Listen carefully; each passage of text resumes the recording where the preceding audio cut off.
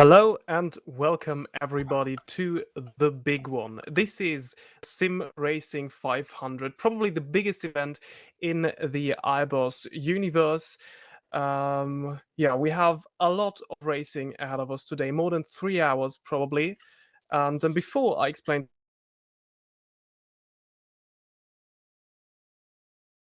let me introduce you to the man who is joining me on a commentary today, Matthew Sibanyoni. Thanks for joining us, Matthew. How are you today? Hello, everybody. Thank you for the introduction. I'm good. I'm good. I'm looking forward to the race we have today, this evening. I have already seen some very recognizable names in sim racing on the grid, and I believe that if things go smoothly, that we will have yet another very, very high quality sim racing 500. Yeah, let's hope we do. Now,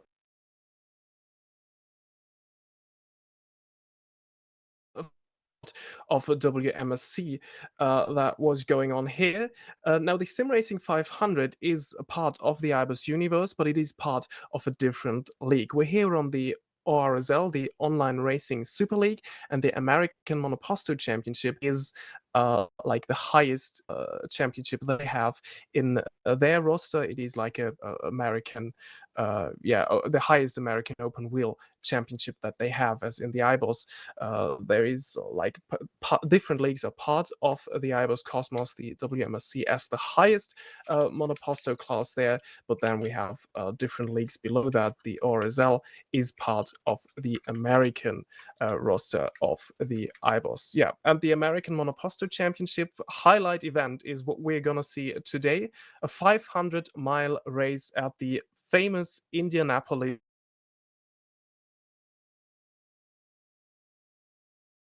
December last year, and it was very, very exciting in up until the late stages of that race, when Kevin Peters just fended off Santiago Gutierrez for the win at Indianapolis. And we're about to start qualifying in a couple of minutes now. Yeah, Matthew, anything to add here that you want to talk about before we go into quali? Well, I've heard there are some issues from a couple of drivers already that there's some problems with aero wash and tire scrubbing. So I think in terms of uh, the setup of Indy cars is a very delicate procedure. It needs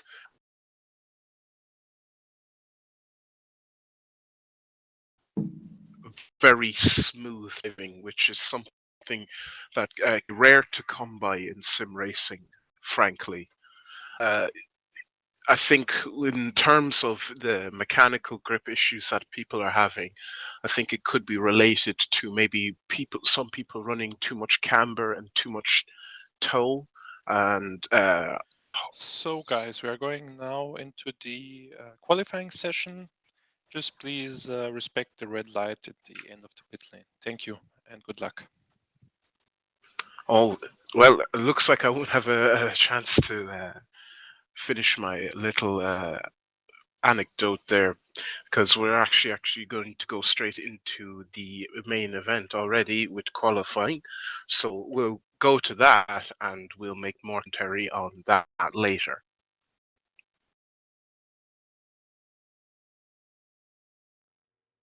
Yeah, seeing them go out on track in a couple of minutes, or rather seconds.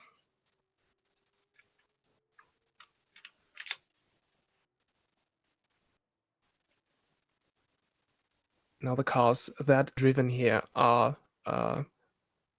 from the kart era, so the kart 1998 season to be exact.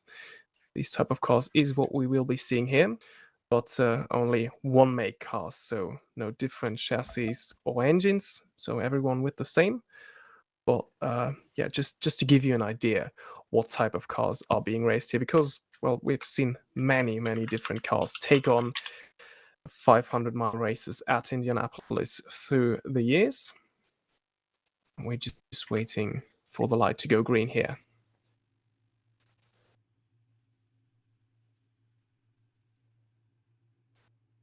Had a very wide range of interesting chassis and engines. I believe the O or SL regulations only uses the Renyard 98i with the Ford XB engines. I could be wrong on that, but I believe in that sense it's a spec series on top of an already sort of spec series where they're using one make, but obviously the setups are wildly different and people have different masteries over the cars. Yeah, I think we will be seeing that during qualifying, especially the race. Davide Zanini, for example, we expect him to be very, very fast over one lap. Not so strong on race pace, though. This is what we have seen.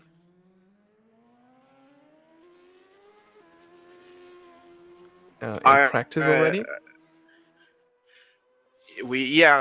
Zanini is the pole sitter, but I have to say that I already have sort of my bias, my bets made for this race. I'm not one to be a commentator cursor, but I already have my feelings very strong for Lorenzo Turi, and I believe also I put my bets on David Junt, who might not be the quickest out there, but I've seen he has a lot of experience in sim racing with ISO. Lorenzo Turi, I've raced alongside him in many leagues that you may or may not have heard of, like CRS. I've seen him in a range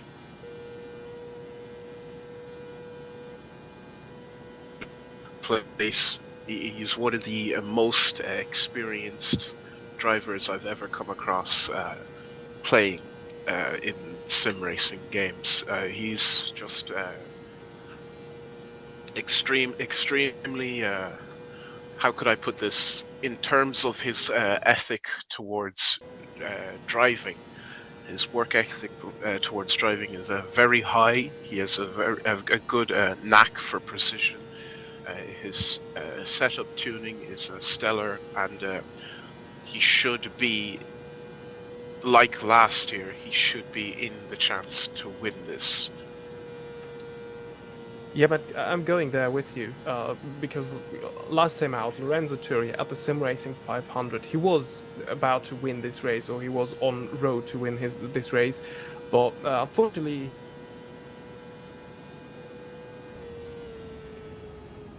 took the scraps and yeah, the Sim Racing 500 title. Oh, there we have Lorenzo Turi.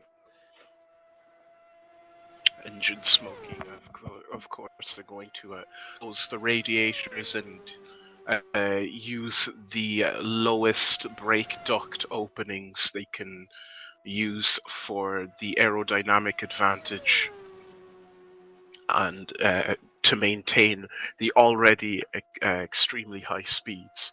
1998 had record high speeds of over 380 kilometers per hour, which is speeds that haven't been seen only until recently, as of this year, with the upcoming real life Indy 500, with the current regulation of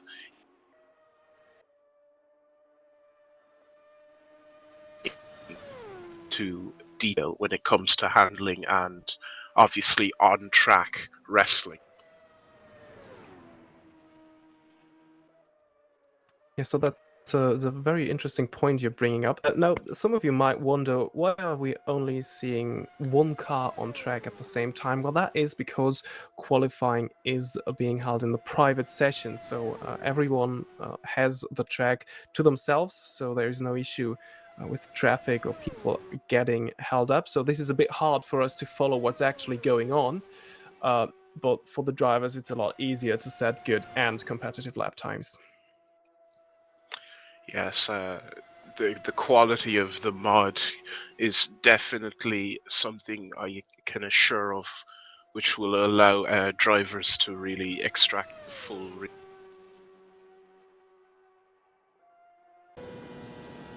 for Automobilista, fully converted by Patrick Giranthon, who worked heavily with Reza, with tracks and other various mods, then updated by Richard Wilkes, who is a sim racing physics guru and part of the international sim racing organization, making mods for them. And then when the wonderful team at IBOS took it, they adapted it and equalized these cars up and made small physics tweaks, I imagine, to make the cars drive maybe a little bit easier. Although, you know, some drivers have their opinions on that, but yes, this mod has definitely been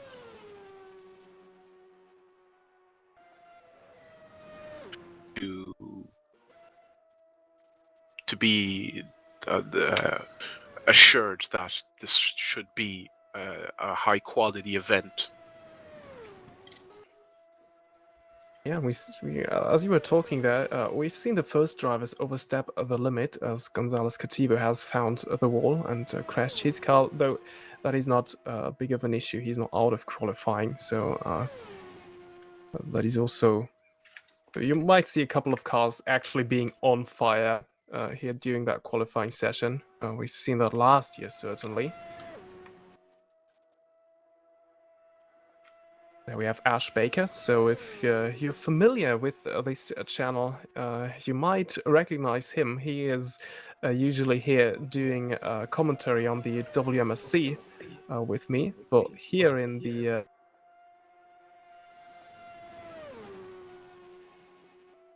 sitting in 11th.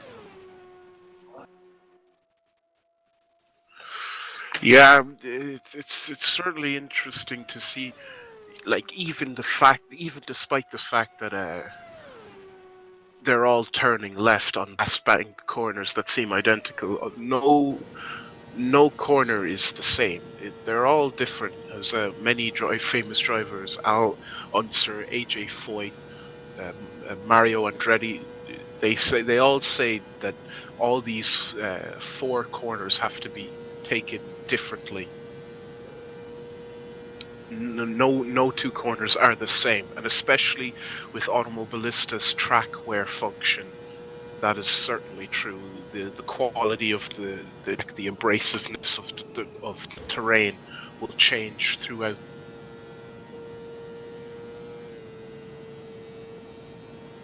By Gonzalez, but it seems like he's waved that lap off. But yeah, as you can see from Gonzalez, a little struggle there. That these as you can see, Indianapolis is not to be trifled with. It's not just 4 left turns with straights. Yeah, look how close it is at the top. Oh, Max Heyman enters there, only 0.006 of a second behind Kevin Peters.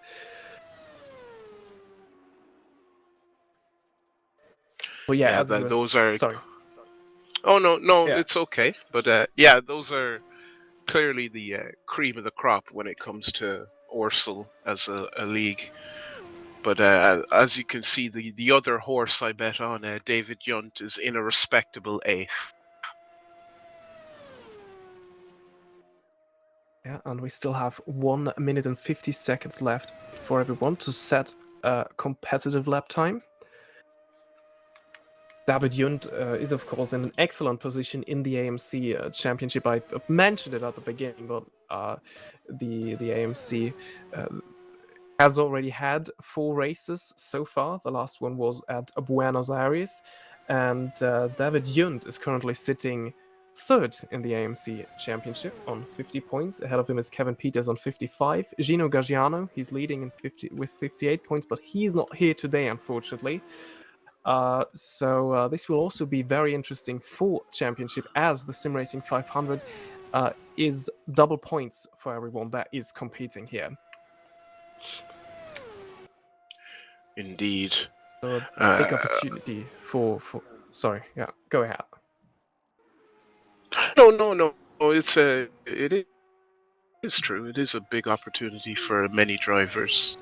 Make a huge impact on the AMC championship, because, as you said, there are double points going for this race, and a lot of drivers, even if they don't have a shout within winning the championship itself, they will definitely want to get their name. Oh, that was a big one for Kevin Peters. He spun up into the wall, and he's aborted his lap, I'm sure. Yeah, but Peters, just ahead of that spin, has set the exact same lap time as Lorenzo Turi, to the 1,000th of a second. So that is very interesting. The timing says Peters is in first. I wonder what that is based on, because Lorenzo certainly set that lap time earlier. I'm assuming, excuse me, that it's based on person to set that lap time.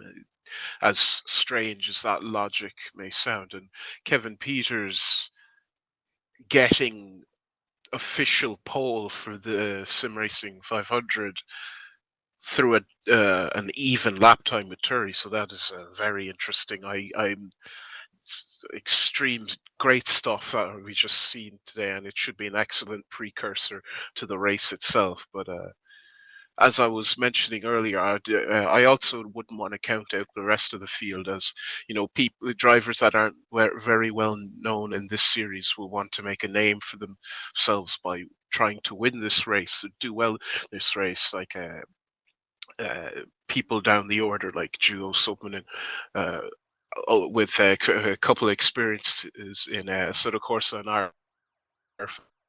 and R Factor, would like to step into Automobilista and be successful there. Sismon Witt, I've only seen his R Factor performances. I think he's a little less experienced on the rest of the field, but obviously he has taken to the challenge of the Indy 500, which you can respect. Santiago Gutierrez has experience with South American-based leagues, so I'm sure this isn't his first time on an Indy 500 race course. I believe he was actually there last year, as you said, fighting for second place. Yeah, Or fighting for first place and yeah, finishing second. He was just beaten by a couple of tenths to the line by Kevin Peters, and yeah, that has been qualifying. And well, what an amazing finish to that session. Kevin Peters will be starting from pole position, but yeah, as you said there, nothing is in qualifying at races like these, because you've talked about it already. It is such a tough thing to drive these cars around this track. We've seen it in qualifying. Even Lorenzo Turi struggled, and you've talked about how much of a great driver he is. Kevin spun his car around, and these things can happen very, very easily, as Lorenzo painfully had to experience last time out at the Sim Racing 500 in 2022. Yeah, it reminds me of the 1997 Formula One season when Jacques Villeneuve and Michael Schumacher, I believe, both set duplicate lap times in qualifying, if I'm not mistaken. And we saw how that race turned out, with a lot of drama in the end. So if that is anything to go by, I will we should congratulate be good. Lorenzo for pole position. He did the time first, and from my perspective, the game didn't sort that right. So I will set the grid now accordingly, and you have 10-minute warm-up session right now. Okay, confirmation there that indeed Lorenzo Turi will be starting from pole position. Sorry for us trusting the game there. as you hopefully were able to hear, race director Alexander Knežević just confirmed that Turi, by setting the lap time earlier, will start from pole position. And yeah, as you said, the last time we've seen that was in Formula One, at least, was that 1997 season finale. Back then, it was even 3 drivers exact same lap time as well. So the drivers will now enter a warm-up session. I think we will go on a short during that, and we will be back for the race start then. So, see you in a couple of...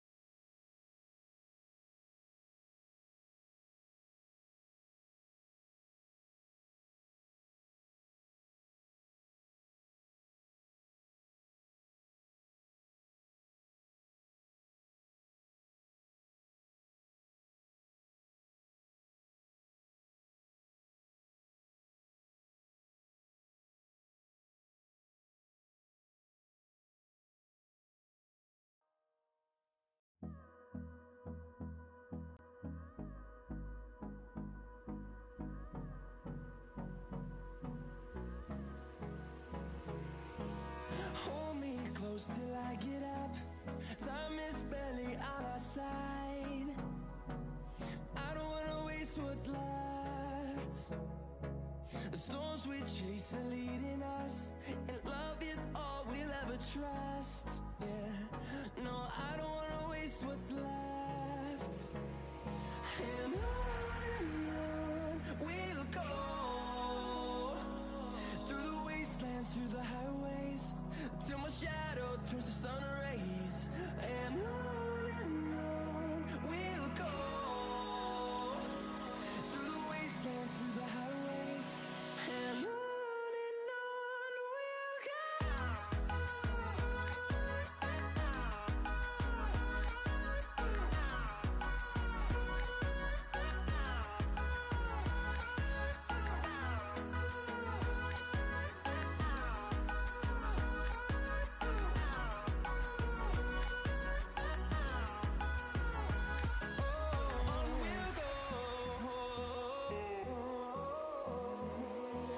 Finding life along the way, melodies we haven't played. No, I don't want no rest. Echoing around these walls, fighting to create a song. I don't wanna miss a beat. And on we'll go, through the wastelands, through the highways, till my shadow turns to sun rays. And on we'll go, through the wastelands, through the highways. And on we'll go.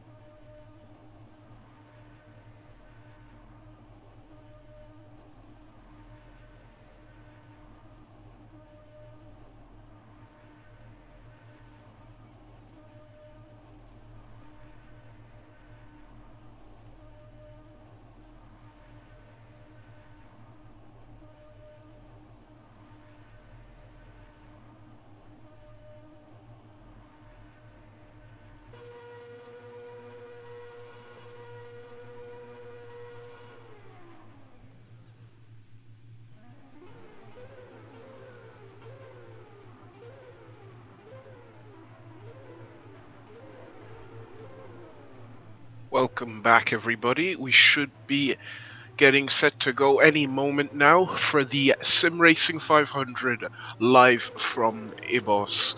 The pace car is now out on track, and we will shortly go through our starting grid order. I'm here with Robin, Ciuman, and I'm sure you at home are more than excited for the impending action that we are about to witness today.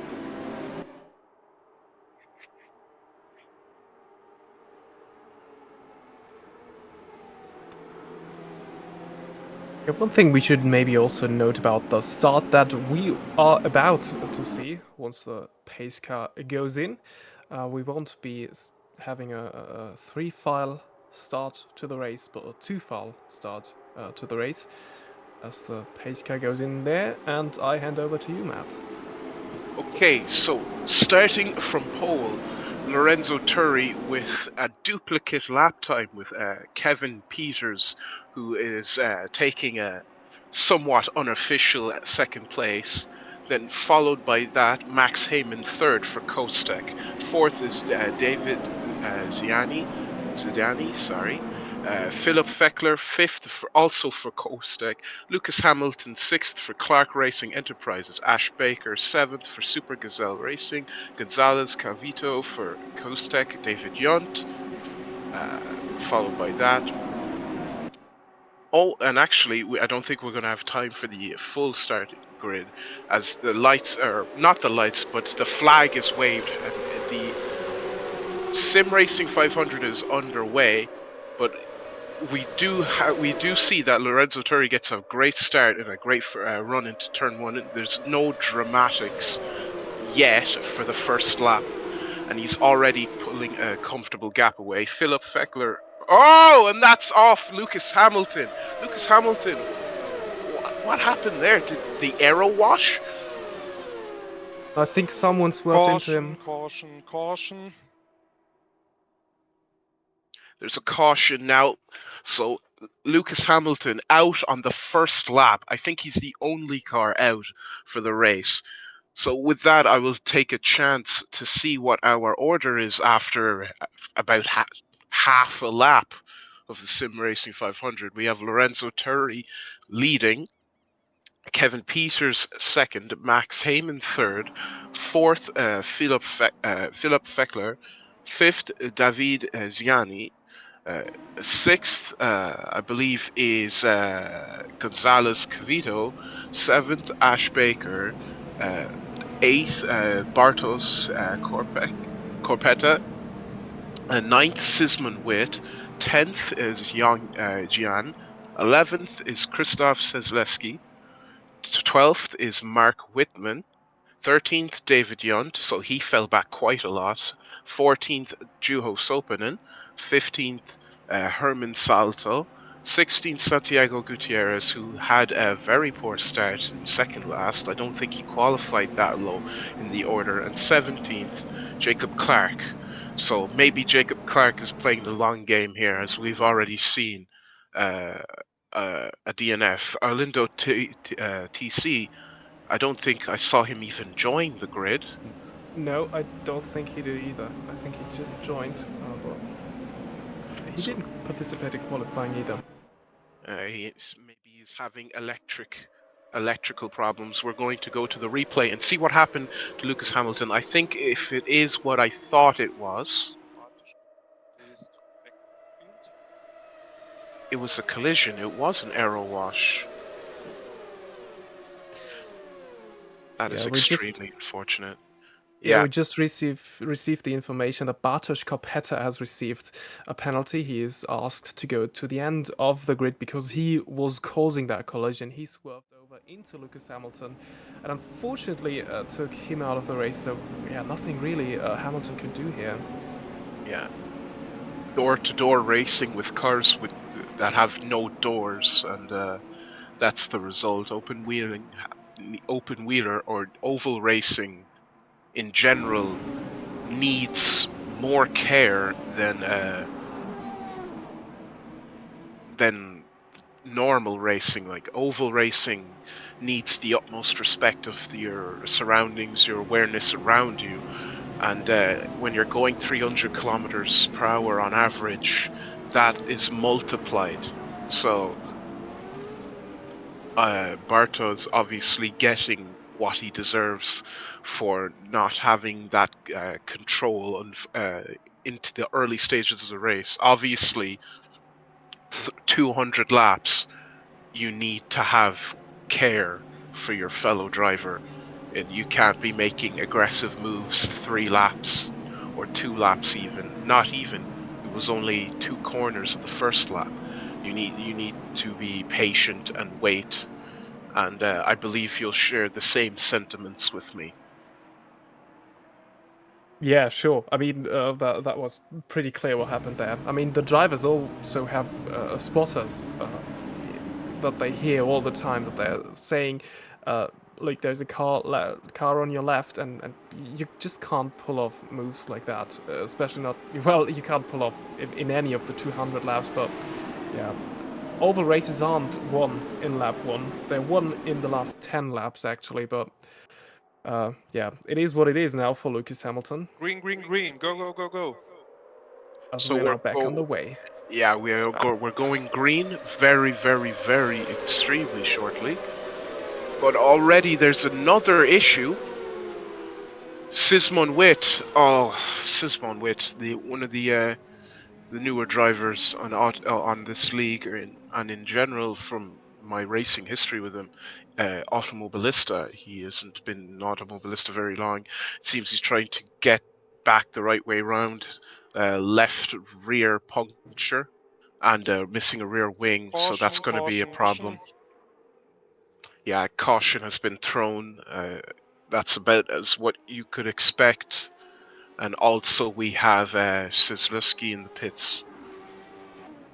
Yeah, I wonder. Slow car on the pit straight. I wonder if that was Be intentional careful. because that restart looked very messy in the background as Witt spins round again. I wonder if Jazelski spun into the pits because I don't know if it even makes sense at that time to pit at the end of a caution. Here is the replay. What happened? Maybe that's. Seeing Sisman's car, that's not in working order anymore, and I think it warrants a retirement. So if he doesn't retire, I think the stewards will make him retire because the suspension damage on these cars is very sensitive. And oh goodness, that is not on.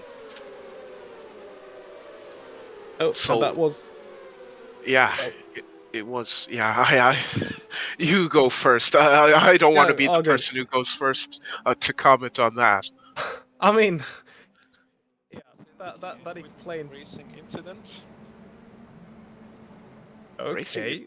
Racing incident from the stewards we just heard. That is a surprising adjudication because that looked, at least from my perspective, our perspective, the commentary box, a blatant swerve by Sisman Witt that frankly has put a huge damper, if not.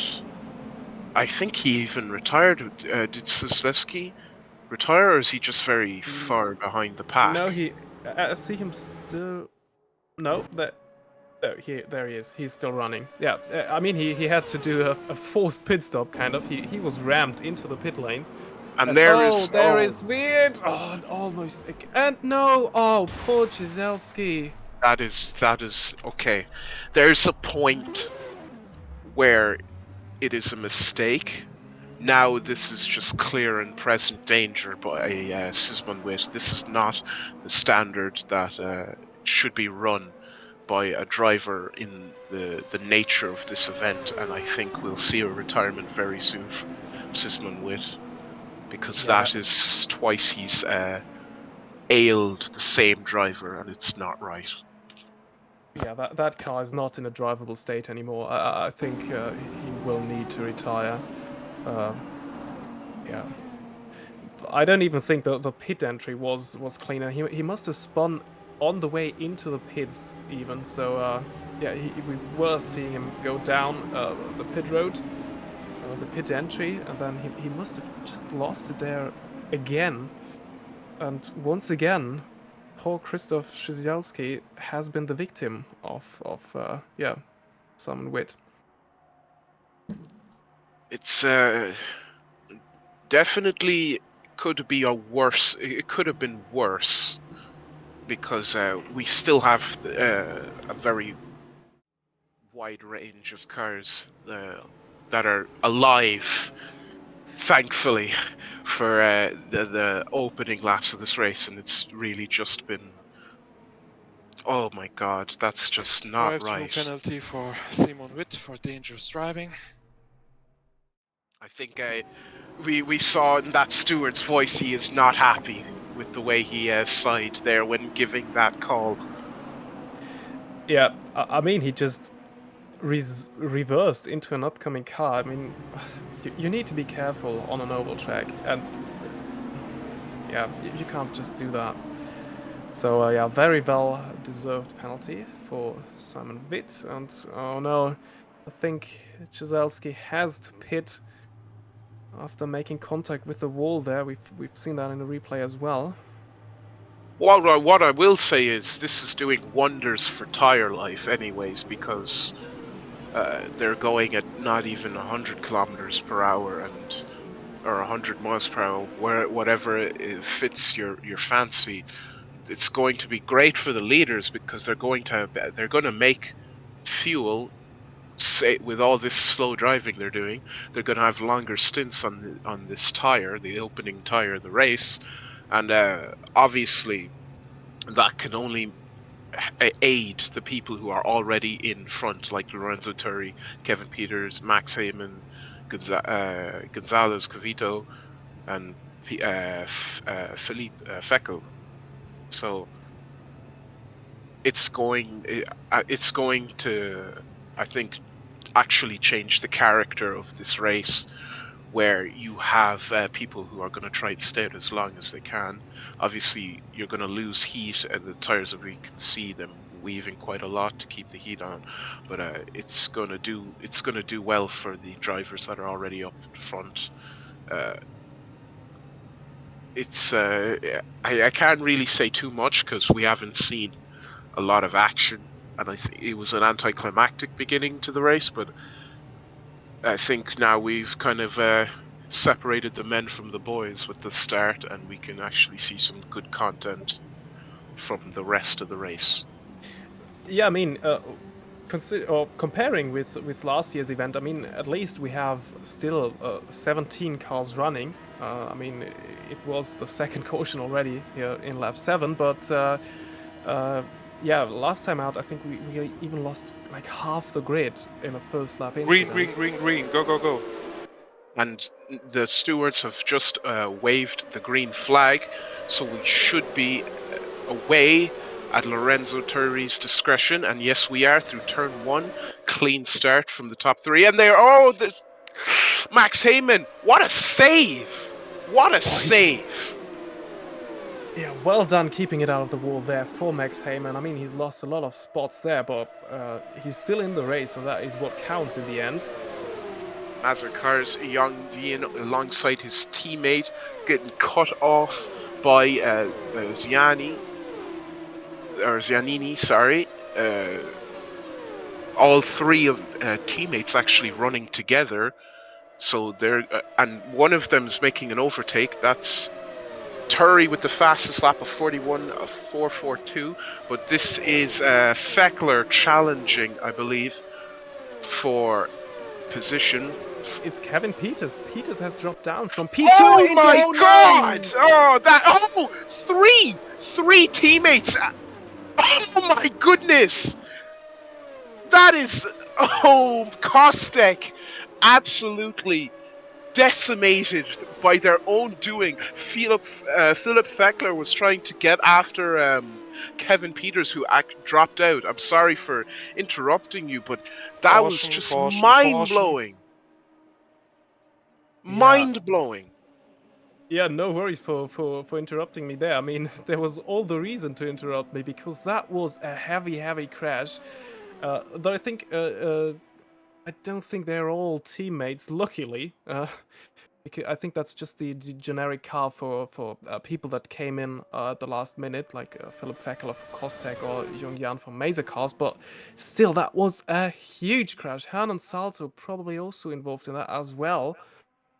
So And Feckel was one of the top 5 qualifiers. Like Feckel had pace. Feckel could have won this race, but he challenged again. Like we said, too early to be making challenges. The tires were cold from a very long caution period, and now the aero wash from dirty air, a lot of cars following each other, has given detrimental result.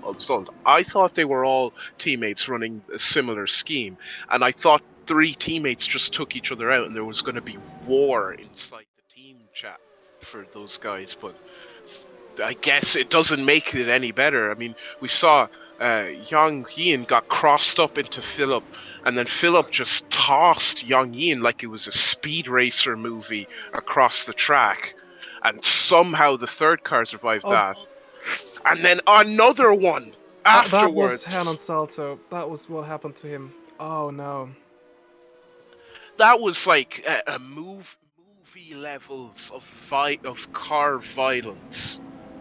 And like you can see the field, like half the field is probably going to end up being a lap down from repairs alone, because Salto, Ian somehow still alive after that. I bet the engine will die, because I don't think the chassis was dented 5 ways from Sunday. Feckel is gone. Sisman Witt has been given a saving grace, because any damages he had to repair, he can catch up. Maybe he'll be the lucky dog. We don't know if that rule is in effect, where the first of lapped cars can put a lap back on the field and join from the tail end. Yang Yin is still even limping back to the pits. I thought he was in the pits for repairs already, but he isn't. And again, more tire cooling and fuel saving for the top 5. And I was speaking to Turry before all the festivities kicked off. He just wanted to survive, and surviving he is by staying in front, because I think the dirty air from these cars is really affecting the ability to pass, and looks like passing has to be done on the straights, because the I think it's a 9-degree banking, if I'm mistaken, but like it's just boom, mind blown, because that is just something else. Yes, it is a 9-degree banking. So verify upon verification, but yeah, this is just amazing stuff on one hand, terrible on the other. Yeah, it definitely is. What I found very interesting is I think there were even cars in the pit lane. Salto and Witt can take back 1 lap. Please be careful. Lucky dog, as I predicted, but as you were saying. And drive-through penalty for Yongyan. Okay. Then retire the car, please. Okay. So what I was saying was, as we just heard the stewards call there, Young Jan, I think he's even retiring. Yeah, he does not serve his penalty. yeah, it was just caused by, it looked like a very slight slide or like misjudgment there by Young Jan that caused like a massive incident. It was not a big swerve that happened there, just slight misjudgment that had terrible consequences. As you said, a Hollywood movie crash that was. And what I was saying is that I think some cars made it into the pit lane that didn't that weren't involved in any accident or any crash. One of them, I think, was Jacob Clark. I think I've seen him in the pit lane. Max Heyman as well. I don't think he made contact with anyone, but he had that massive spin, so maybe fresh tires for him. Herman Salto, yeah, obviously he was in the pits. Santiago Gutierrez, he must have pitted as well. A little So, over a quarter of the field is out now, so hopefully. I obviously jinxed it when I said the men from the boys have been separated from the field after the first 2 or 3 laps, but hopefully now that is the end of disaster for the field, and we can actually see some superb racing from the rest of the cars that are still in contention.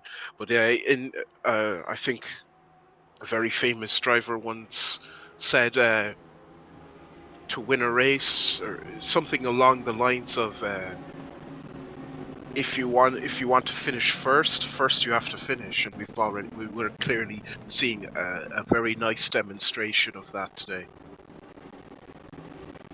yep, we definitely are. And as they say on ovals as well, caution breeds caution. And yeah, I think once we actually go racing, it will also get better with the tires. They will be in the temperature window where they work, and the field won't be as bunched up anymore as it is after every caution. So yeah, I think it's just a matter of time once we finally see some great racing and yeah, not caution after caution anymore. But I'm sure we will get to that at some point here today. Indeed. So we'll patiently wait for the green flag to be thrown once more, and let's see if Lucky Dog Sisman Witt can redeem himself. I believe he's actually one of the youngest drivers in this field today. Last I raced with him, I think he was around 16 years old. So it's 2023 now. He might actually be coming of age. He might be 18 now, actually, or somewhere around that, 17, 18. But he's definitely very young, and I think after learning from his mistakes from the opening couple of laps of this race, he'll actually show us something brilliant if we're lucky. We expect to see something great from him soon, possibly. And Green, go. there it is. The green has just been called by the stewards, and already there's dicing for position. On the inside, I believe that is Kevin 3 Peters. wide. Kevin Peters, and yeah, there's a bit of a run onto the grass, but Bartos keeps it. I think he actually had to serve a penalty, and all of a sudden he's in the podium positions. And there's already an attempt in the back. We saw a little bit of a tricky driving to save the car from an unstable, and there's a slide, well saved by Max Heyman for Kostek, and that will give Santiago Gutierrez on the outside for an opportunity for free position. Oh yeah, Heyman really struggling in these early stages of the race. He's one of the ones to watch here for today's race. He is pretty quick, but he just does not have his car too much under control in these early stages. The second big swerve he had there as... ooh. Juho now, who started lower down in the field, taking advantage of all this chaos for Chocolito. Damaged car on the back straight, going into the pits. Be careful. So the stewards have spotted a damaged car, if we can see who that is. And actually there's been a change for the lead. Gonzalez Cavito is now leading the race on Lorenzo Turri. So Lorenzo Turri is now going to be dealing with dirty air. And that's Santiago Gutierrez, who I pinned for doing a good job. Actually, not even seconds ago, he was fighting for position, and now he has damage. So that's put a Front massive wing in turn damper. 2, be careful. Put a massive damper on his race, and there's a front wing in turn 2, so drivers will have to look out carefully for that also. So chaos, but relatively controlled chaos for this 4th restart of the Sim Racing 500. And finally, we have some green flag racing. Gonzalez Cativo, he's even putting a bit of a gap there to second as we see a replay. Oh, that's what happened to Gutierrez. He was actually behind Witt, who was doing well to get back into the pack, and Santiago Gutierrez, we just saw the dirty air pushed his car up through the banking and smacked into the wall. So that's very unfortunate. Yep, but at least no collision this time, so all by himself. What happened there? Now we fourth. we see Kevin Peters fighting Krzysztof Zaleski. Drafting now through the back straight, going to set up a overtake. I don't believe there should be this much overtaking so early into the race, but there is. The drivers are already going for it on the onset. Caution, caution, caution. Seems there's been a caution called. Whitman is off the track on the apron. Not sure what's happened there. Slow car on the straight.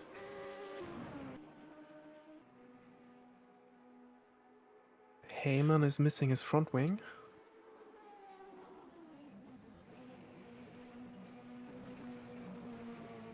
Yeah, and I'm not sure how that happened. Well, I think he was in the mid pack or the upper mid pack, and now he's lost his wing. And we need to find out how that happened. I'm sure we will see a replay in a couple of seconds. So, have you seen the gap that was forming at the top 4? I think Kevin Peters was like 17 seconds down or 14 seconds down on Gonzalez Cativo there already. So they've pulled a massive gap, the top 2. Well, all their hard work keeps getting reset by the caution, so it's giving a lot of drivers chances to overtake again. So we see Mark Whitman with Sisman. Oh, Sisman Witt was slow. He was slow, and he took out. I hope that's not his teammate, because that's they similar. Are teammates. Jesus Christ, Sisman Witt. Oh, that's the 4th, I think, 3rd major collision caused indirectly by Sisman Witt. Now, I thought he was redeeming himself, but obviously it's not going his way today, and Sisman Witt has been the harbinger of doom, unfortunately, for this field. I call it how I see it. Sisman Witt has been a bad luck charm. I don't know if he's going to be able to do anything to redeem that. Max Heyman just crashed himself. So Mark Whitman and Max Heyman, they have quite similar names. It's easy to get tongue twisted there, but yeah, those Sisman Witt taking out his teammate, almost flipping his car. I don't know how he's still here. I can see him all the way in the back. Sisman Witt getting very close. He's making me nervous. I don't know what to say. He's making me extremely nervous. What is he doing now? Oh.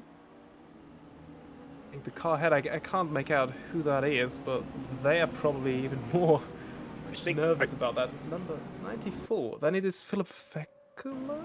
I believe for the cameraman, if you press tab, the names should hover over the cars. I'm not... I might be wrong. For some people, the key is different. Ah, there we go. Perfect. Perfect. So that will definitely help us out. But yeah, Oh my God, Sisman went. I don't want to make it. I don't want to make villains out of this race, but I know Sisman from R Factor. He did a Le Mans 4-hour race in a spiker car with the Endu Racers mod, a very famous GT racing mod. He had issues there too. He's generally very unlucky driver, or he just doesn't have the experience. But I don't know if he's up to the task for 500 miles. I just don't know because that's third collision. He might get even black flagged.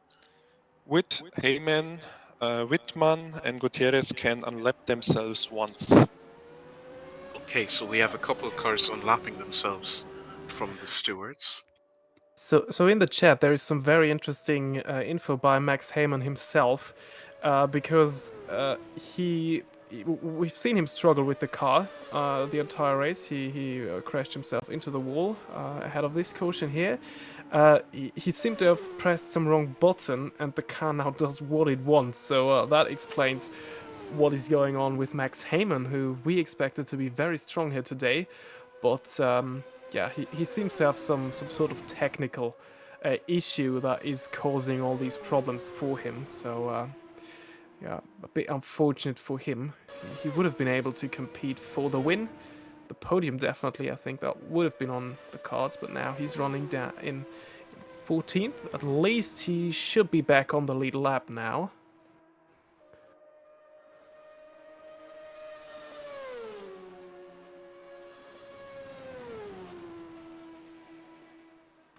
Yeah, I'm trying to see if we could get onto Philip Feckler about that massive hit he had with other three car multi accident, where I think he was the one tossed up into the air. I'm trying to see if we can get some words from him while we're under caution. That would certainly be good to get some driver's input to what is going on there on track.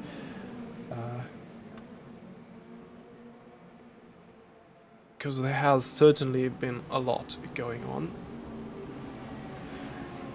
But let's also talk about some positive stuff going on. You've talked about very young drivers in there, and one of them is Juho Checo Sopperman, and he silently moved up into 4th.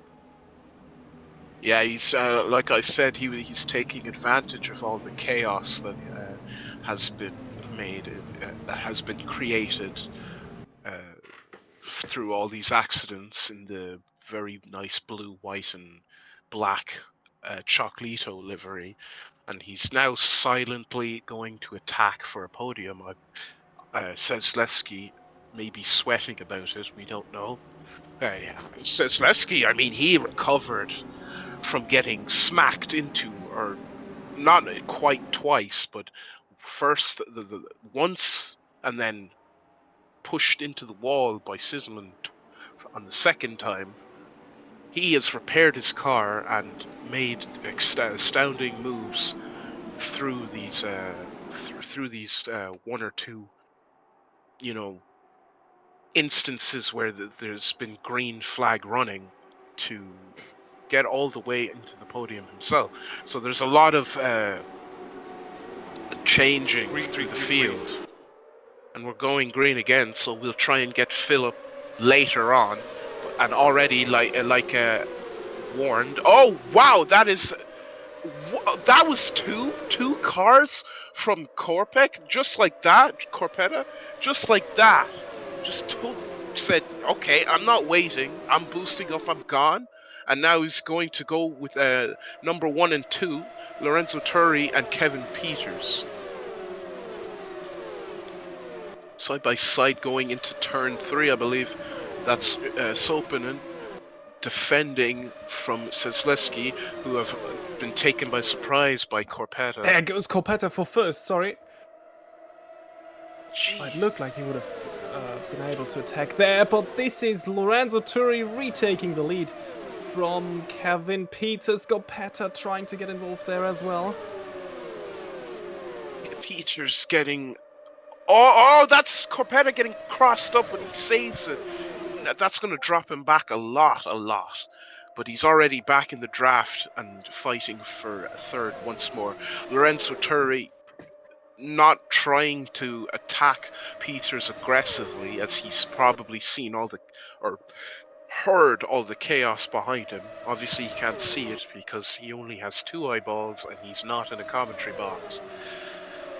Now, they're seeming to be building a gap, and there has been no accidents to cause a caution. But yeah, that was some serious dicing for position through 3 and 4. Kevin Peters is called for a pit stop, but I don't believe it's one that he's going to go for. I think it's just because he's hit the button by accident. But anyways, yeah, there it goes. Oh!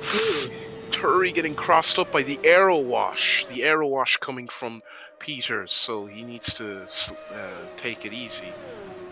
But yeah, we have Juho now 3rd place. Gonzalez holding 4th very well, and that's Corpetta being attacked by Sesleski. And following close behind is Zanini, Witt, who's somehow 8th. Junt slowly making his way up the field. Ash Baker down in 10th, holding position nicely. Then we have Whitman, who's recovered a bit. Jacob Clark also running okay. Max Heyman has a lot of work to do to get back to where he once was. Lost 10 positions. He was third, and now he has to start all over again. Salto in 14th and Gutierrez last, lapped. So Kevin Peters, after 27 tours of the Indianapolis Superspeedway, in first, with Turri not far behind. I believe Turri will play the long game now, but Corpetta and Sesleski still in a war here, and it seems they're getting held up actually by Cavito, and it's not doing very well, as Corpetta almost actually had an accident there. And now he's dropped back, so he's going to have to start playing the long game too. And that just goes to show what Indianapolis is all about, patience. Sesleski has benefited from that, but let's see how long he can keep 4th, because as you can see, drivers are being very aggressive for some reason. It's only 30 laps in, but for some reason. See, there you go again.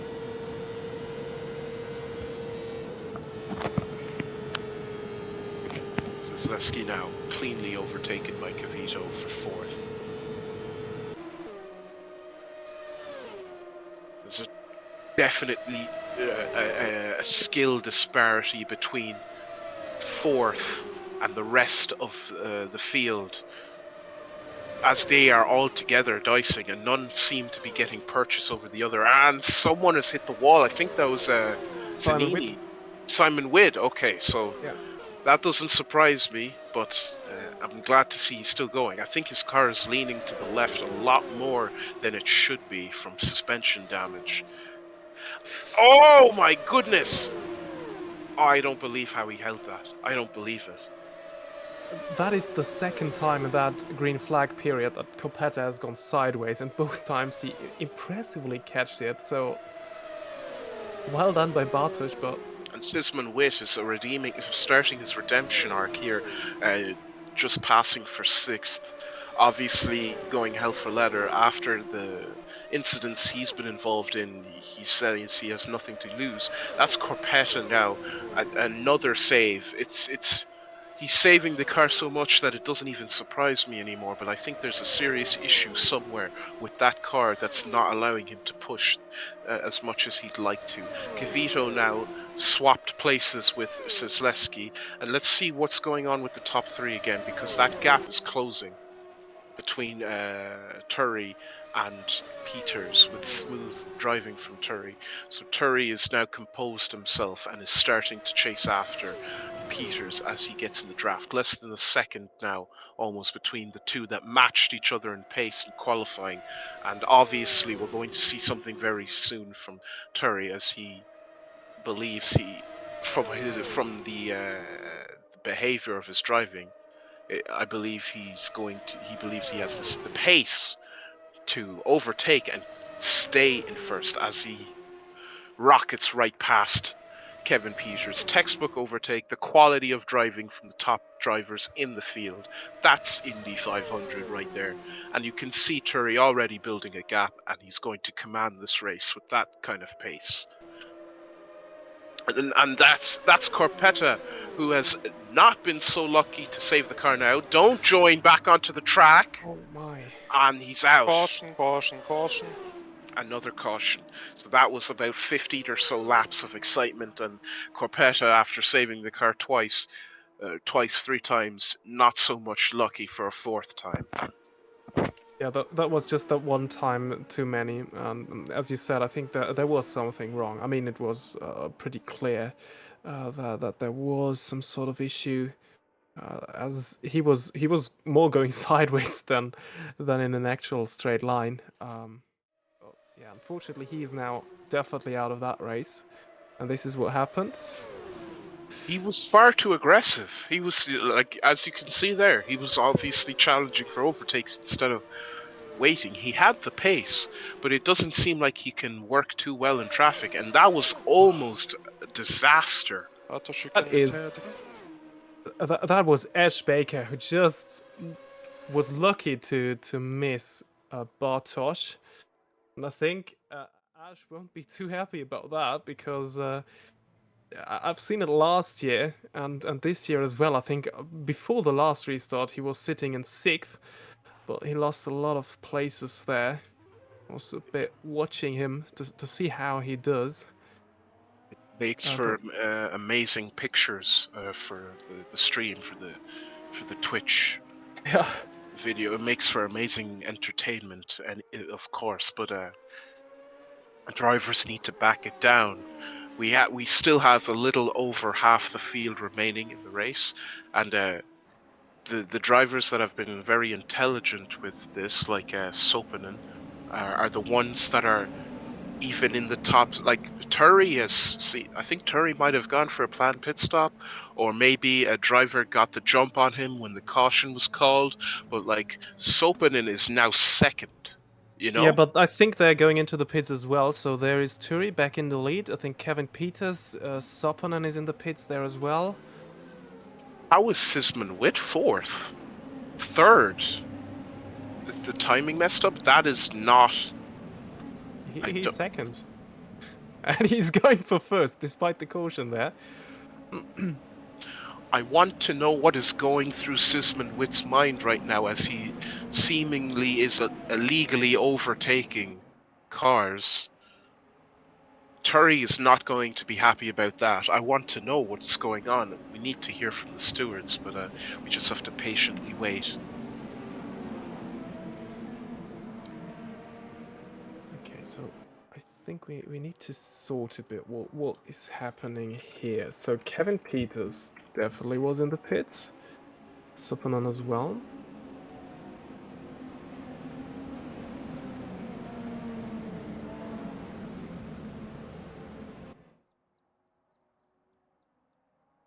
And meanwhile that's going on, let's see if we can get back to our friend Philip Feckler for that extremely amazing crash that we saw. Gutierrez can unlap himself once. Thankfully, through the marvels of sim racing, no one's life has been put in danger. Maybe the virtual lives of the polygons of the drivers, but not the real lives of the human beings at the wheel.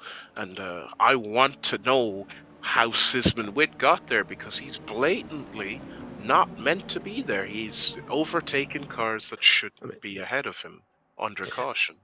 I mean, he was 2 laps down, but thanks to these many cautions, he got the opportunity to get his laps back, and I think he had to pit once at least after being tangled up in that incident. Now he moved past all of those lapped cars. He moved past everyone that was spinning and crashing, and well, now all of a sudden he is in 2nd.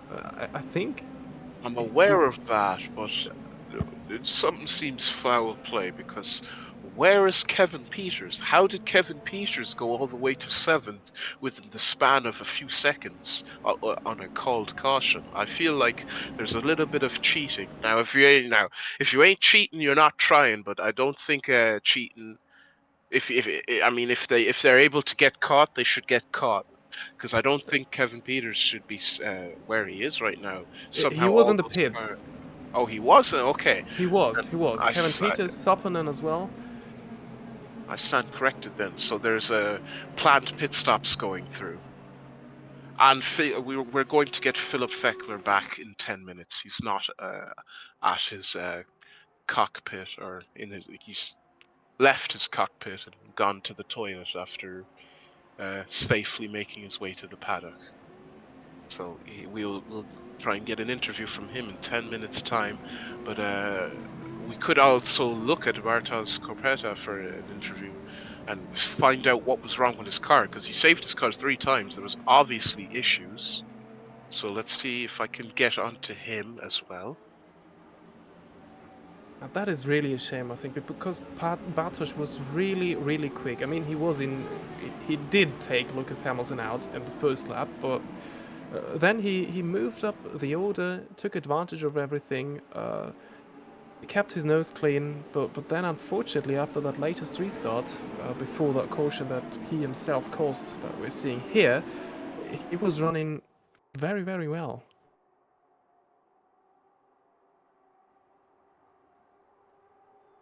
Green, green, green. Okay, so we're back green, and Sisman Witt has had a terrible start. That looks like engine failure. Let's see if we can get on board. Can we see his LCD display? Because that will give us the telltale. Let's see his revs if we can. In the cockpit view. Yeah, that seems like engine failure to me. I can't see the oil temps or anything, but yeah, there it goes. The engine is gone. So Sisman Witt is officially out of the race. I thought it was a long time coming. There's the smoke, the oil spilling out from the engine. I thought it was a long time coming. I'm glad he made it as far as he did, but I'm sure some drivers will be breathing a sigh of relief, because that was he did have some moments that were not on. Now Kavito is battling Sisleski for second, which is going to slow both of them up and allow Turry to really move away with this 500-mile race. Let's go down back in the pack and see what kind of dicing is going on there. So Zanini is now 4th for Team Chocolito, and he's being tailgated by Mark Whitman, who's recovered with an injured car. I'm sure it's limping, but it seems to be moving very quickly from what we can see here in the commentary box. Side by side, Sopanen and Peters. So Peters already trying to get back to his former glory, challenging Turry for position. And you can see the volatileness of the Indy 5 or the Sim Racing 500. That's going to confuse me a couple of times today, as we see Santiago Gutierrez getting a bit crossed up, but he's okay. So, there was some big moment for someone. I guess it is Soppanen, and I wanted to talk about Soppanen because he, as well as Kevin Peters, they were both in the pit lane, and Soppanen must have got the jump at the restart on Peters, and now he moves past Wittmann as well. So very good for Juho Soppanen here. So he is in the mix for the race win here.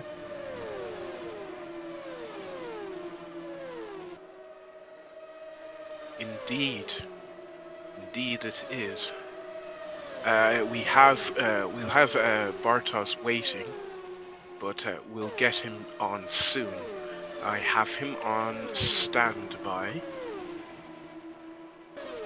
And I think, judging from Mark Whitman going back into the pits, I think it was... There is a heavy crash, and that is Santiago Gutierrez. Oh no! Collected a car in already! Crashed car in the pit lane. Careful. It's already collected a stationary car. Santiago Gutierrez. I mean, Go That is a ahead. retired car. It is now in the way there, blocking the pit lane. That will be interesting what they're going to do about that, because I'm pretty sure this is an already retired car. Either the one of Fekela or Jan. That won't be moved by the game. Let's see. A lot of things happened in a very short time. So Mark Whitman tried to go into the pits.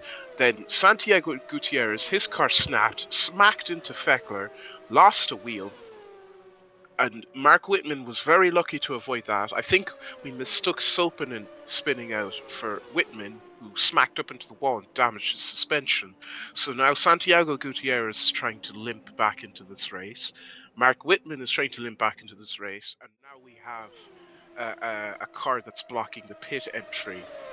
And yes, it's still there. So I think the stewards might have to clear that somehow. There is a car in the fast lane. Please be careful. I try to get it out of the way. Yes, we just heard from the stewards there now that they're going to try and clear that car away. It's still green flag racing, and Sopanen seems to be okay, the one we mistook for an accident. Zanini is still fourth, Cavito is now third, Sosleski is second, and Turi comfortably ahead now at this stage of the race. Kevin Peters will probably see some very good driving from soon to get back at Turi, because he has the pace to go after Turi, as we saw with that joint qualifying result. I think if things have died down, we can bring Bartos into the commentary booth, but let's hear your opinion on that, Robin. Which instance do you mean? What happened with Whitman? Or Whitman spun into turn 3, and we mistook Sopanen for that spin. Yeah. And that's why he came into the pits. Yeah, sure. I don't think we've seen that crash in its entirety. I think we only saw the smoke coming up. But as there is a battle going on for second, maybe let's just watch what's going on here. This is Czyzelski fighting against Davide Zanini. Indeed, and Zanini, yes, is getting very close. There. Fast lane clear again. Okay, so the stewards have gotten Phillips' already dead car out of the pit lane. So that's very good news to hear. Yeah, indeed it is. Oh, there was a little bit of wall banging going on. That is a big opportunity for Zanini now. Ahead of turn 1. He's passed. And Turi in the pit lane. Turi must have made a pit stop. Yeah, I think that's him coming out of the pits there. So Kativo now in the race lead. Yep, indeed it was. Oh, Turi has a penalty. He was sped in the pits. I think it was a planned pit stop, but he just had too much speed coming off of the banking, so he'll have to serve that. I don't think it'll put too much of a damper on his race though, because he's already going to have to. He's already trying to make his way through the field, and if the field doesn't cross him up, he should be running fine. Yeah, I mean, he's definitely on a different strategy than Sopanen and Peters, who are most likely his opponents today, so that drive-through certainly won't help him battling these two, because they also have been in the pits. That was like about 10 laps ago, during that caution.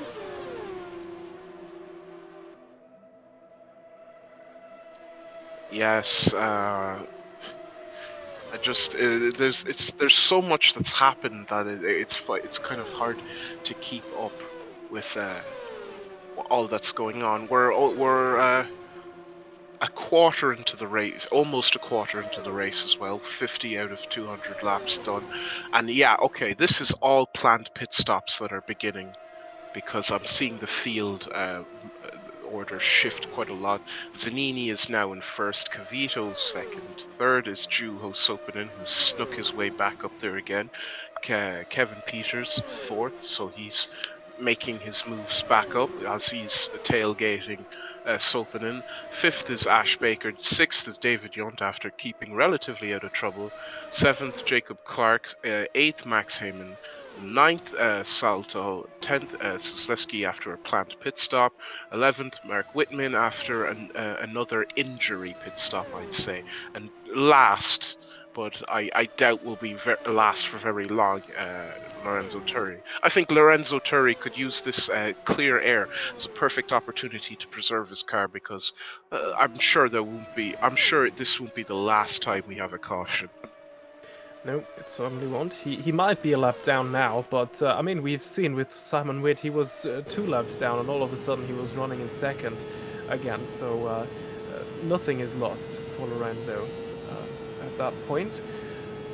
Maybe we still have Bartosz on standby, right? I mean, I think we could get him in now. Yeah, let's do that.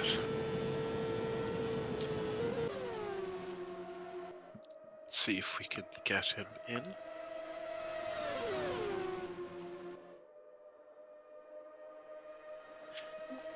There we go.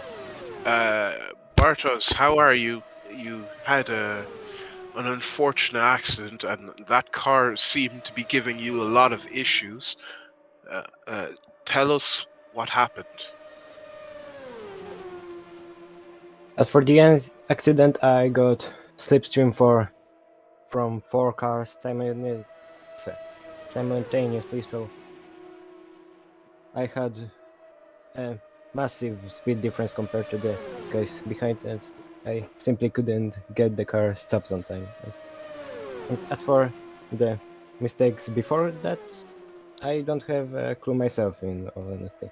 It just started to lose the rear a lot after the pit stop. Did you change tires in your pit stop, or what was the case? I changed the tires and added fuel, however, it was still a relatively light load, so I don't think the issues came from that. It was the same as at the start of the race. You think the collision you had with, I think it was Hamilton, do you think that could have put some issues on your suspension, and maybe that was affecting the handling, especially with the fuel load? I don't think so. The MFD didn't show any damage, and the car felt amazing on the first stint. Yeah, a lot of Lorenzo Turri warned me in the pre-race festivities. A lot of aero wash, dirty air that comes from following behind was a massive issue, and that you had to be extra careful. So maybe it was just the bad luck for you that you were just following so many cars and trading places so often that you just couldn't handle the amount of dirty air that was being generated from their wings. Yeah, I got that. Might be the case, but I don't think it would be to that extent normally with dirty air. Do you have anything to add on to that? Yeah, just one question to you about that. Where do you think you would have been able to finish? Because you seemed really, really fast after that one restart. I think around top 5 maybe would have been possible with some luck. I had a low fuel strategy which definitely helped me, but the biggest factor by far were the restarts where I gained a lot.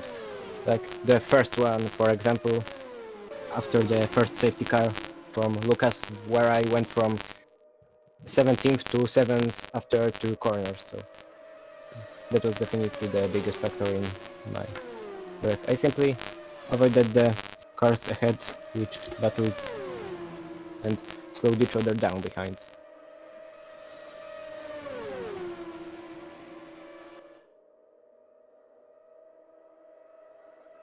Okay, with that, I thank you for your words, Bartosz, and hopefully the rest of the Orsil AMC season goes well for you. Yes, thanks to you too. Okay. Thank you very much for your time. So that was Bartosz Korpeta, and very unfortunate for him. As you said, Robin, very quick driver.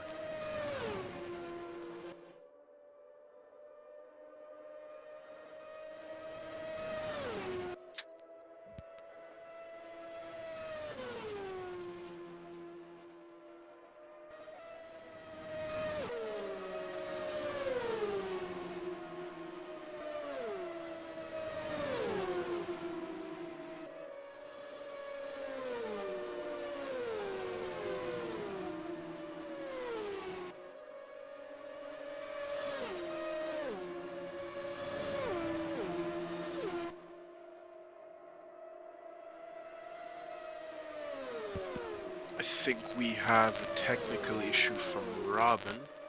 Seems he's lost connection. I think we'll try and get him back over User the entered your channel. course of the race. I think he's back now, actually. You all right, Robin? Yeah, sorry, everything just turned off for a second there. I don't know what that was, so sorry for that, but I should be back now.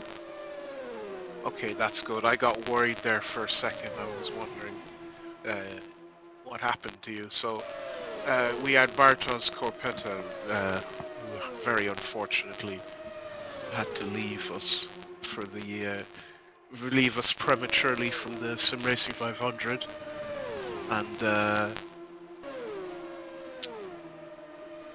all should be well now, because I've seen that the kind of incidents have died down a bit from the race, and it looks like it's going to be good, clean fun for the rest of it. Yeah, and actually I think we have a very good race now on our hands, because Kevin Peters must have made it past Soppanen on track and has retaken the lead. And there's Baker. You know, as commentators you have to be impartial, but it makes me very happy to see my WMSC commentary colleague Ash running in the podium spots right now, fighting David Jund for 4th.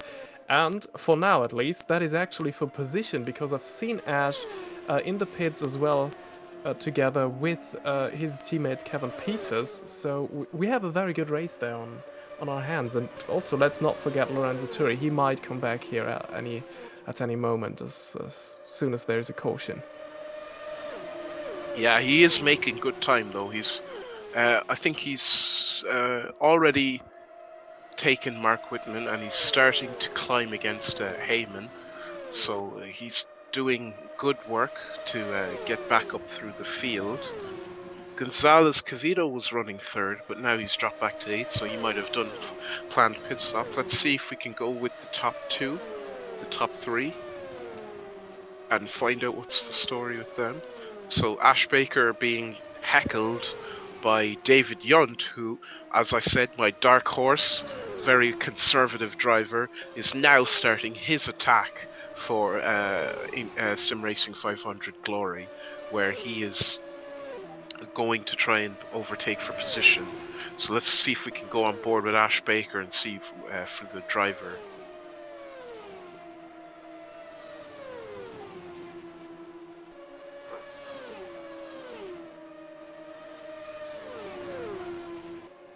So let's see if David is able to pull away. I think there's an issue, technical issue for the cameras.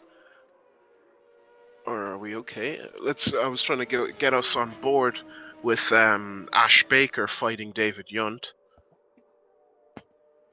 Oh, there goes Whitman back into the pits. This time there is no car sideways on the fast lane in his way.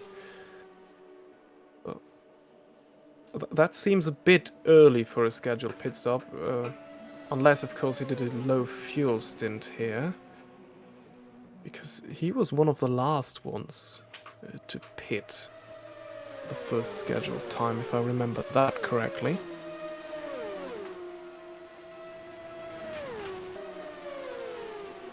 Indeed.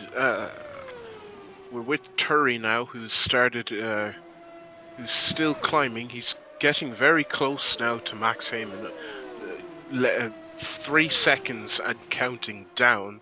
He's obviously pushing, and look, there's the pack, and now he's going to do some work. So that'll be very entertaining to see. I'm trying to see if we can get still get an on board with Ash Baker, who was battling David Yunt. If the cameraman can hear me, I don't know, but if we can get that soon, that would be fabulous. But in otherwise, oh, there's 3 wide going into turn 1. I Oh, don't think that's for position. could be lapping troubles indeed. Yeah, it's Sopanen struggling with Sosleski, Cavito, and I think Zanini, Zanini. yeah. Okay, I thought that was Now a he's bad made one it. around. Okay, he's okay. Jacob Clark planned pit stop. I think he had to slow down quite a lot there. I see tire marks. Hopefully he doesn't get a speeding penalty. Ash Baker, there he is, not too far away from David Yunt, who's now 3rd. Yeah, I think the best thing for Ash now to do is like see if he can keep up with David Yunt. I mean, behind him, 45 seconds to Davide Zanini. And as we can see, Lorenzo Turi made quick work of Salto, Heyman, Clark, and Whitman, and is now already 8th. Zanini getting followed very much by Sopanen, who seems to be having troubles lapping him. Yeah, I mean, Zanini, I think he's trying to get his lap back. Or he did, actually, in fact, because Seppinen was past him the last time we saw these two. I think there's no obligation for lapped cars to stay slow, and they're trying to, as you said, get their lap back and stay in this race. Yeah, and what I know that Zanini and Sopanen Seppinen just dived into the pits. Sorry to cut you off. Sopanen just went out of frame there. I don't know what Yeah. he's doing. planned pit stop, I suppose. Looks like it. Okay. What were you saying, though? What were you... What I was saying is that Zanini and Seppinen, they know each other very, very well. I mean, they were supposed to race each other, or to race alongside each other at the WMSC for Optiminal, and they know each other pretty well, as far as I'm aware. Maybe they were also trying some kind of drafting game to like give each other slipstream and yeah, therefore increase the pace of each other. I don't know if that might have been some part of the plan. Zalewski now trying to attack Cavito. I wouldn't put it past them to be trying to help each other out with Slipstream, because you know, they have radio channels. They can They do are what in they the same want. team as well. Yeah. Yeah, they can do what they like. So Oh, that's close. that is close. Can we get on board with Zalewski and see this firsthand? Close to the cockpit camera if possible. I don't know if our camera director can hear us, but if he can't hear us, he's doing a definite good job of tracking what we want to see. Yeah, he is. Maybe there is also an issue with the onboard cameras, because I don't remember them that we saw them in a very long time. But Jazelski now made it past. Ooh, there is a big cloud of smoke there on the main straight. I think it doesn't seem to be a smoke from a spin. It looks like someone's engine has just died. It's not Clark anyway, because he's still going. Max Heyman is just out of the pits, rejoining the field. It looked like it was at the pit entry there. It might have been like a very, very heavy braking to make it the car stop in time. I've seen Wittmann go into the pit lane, so that might have to do something with him. Might be the engine, of course, though. Ash Wittmann. Baker now, after a planned pit stop. Salto coming out. We're looking at a pit stop battle here. Salto has the run up on, I think that is Clark. Oh no, he's actually pitting, so there wasn't a pit stop battle there. Excuse me. Kevin Peters, one of the top qualifiers, tied with Turi, leading with a 15-second gap on Turi, so he can relax now, turn down that boost and keep the engine alive and just stay consistent. Zanini in second, a very good drive, starting from 4th. So that's a skill to be expected of his caliber. But I can't wait to see what Turry does with these two, because he's already closing a massive amount of time on those guys. Yeah, but Kevin Peters must have been in for a second planned pit stop under the green flag, because Zanini, who was a lap down, we've seen him on lap against Sopanen, but now he's just a couple of seconds behind Kevin Peters, so he must have made it into the pit lane. Lorenzo Turi also on the same lap back again as Kevin Peters. So for Lorenzo, that would be a great time for a caution, because now he's got a lap back, and he's very close to Peters and Zanini once again. Yeah, and luckily we still have quite the field remaining. It's still quite a busy track with 12 cars on track. That's Herman Salto battling with Max Heyman. Max Heyman getting very nose to tail, wheel to wheel stuff, which is great. He cut actually in. That's an amazing overtake by Max Heyman for track position. But can he hold it? These straights are very long, and Salto could turn up his boost at any moment.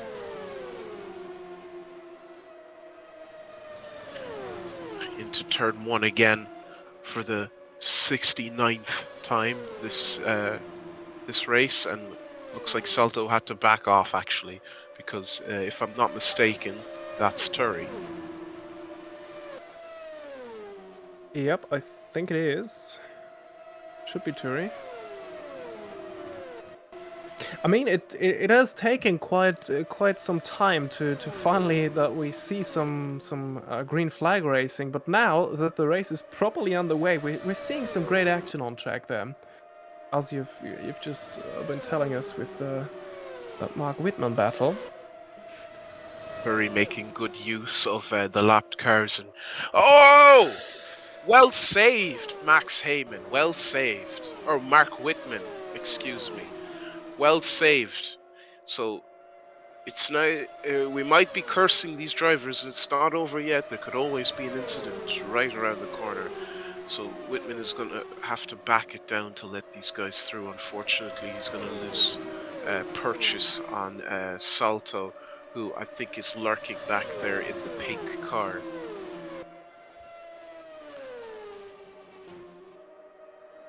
Sopanen actually there also within all that trouble, so he'll have to deal with Szysleski and Salto running very high.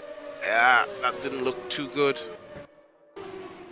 There definitely was some contact with the wall. Oh, his car doesn't look a little bent to you.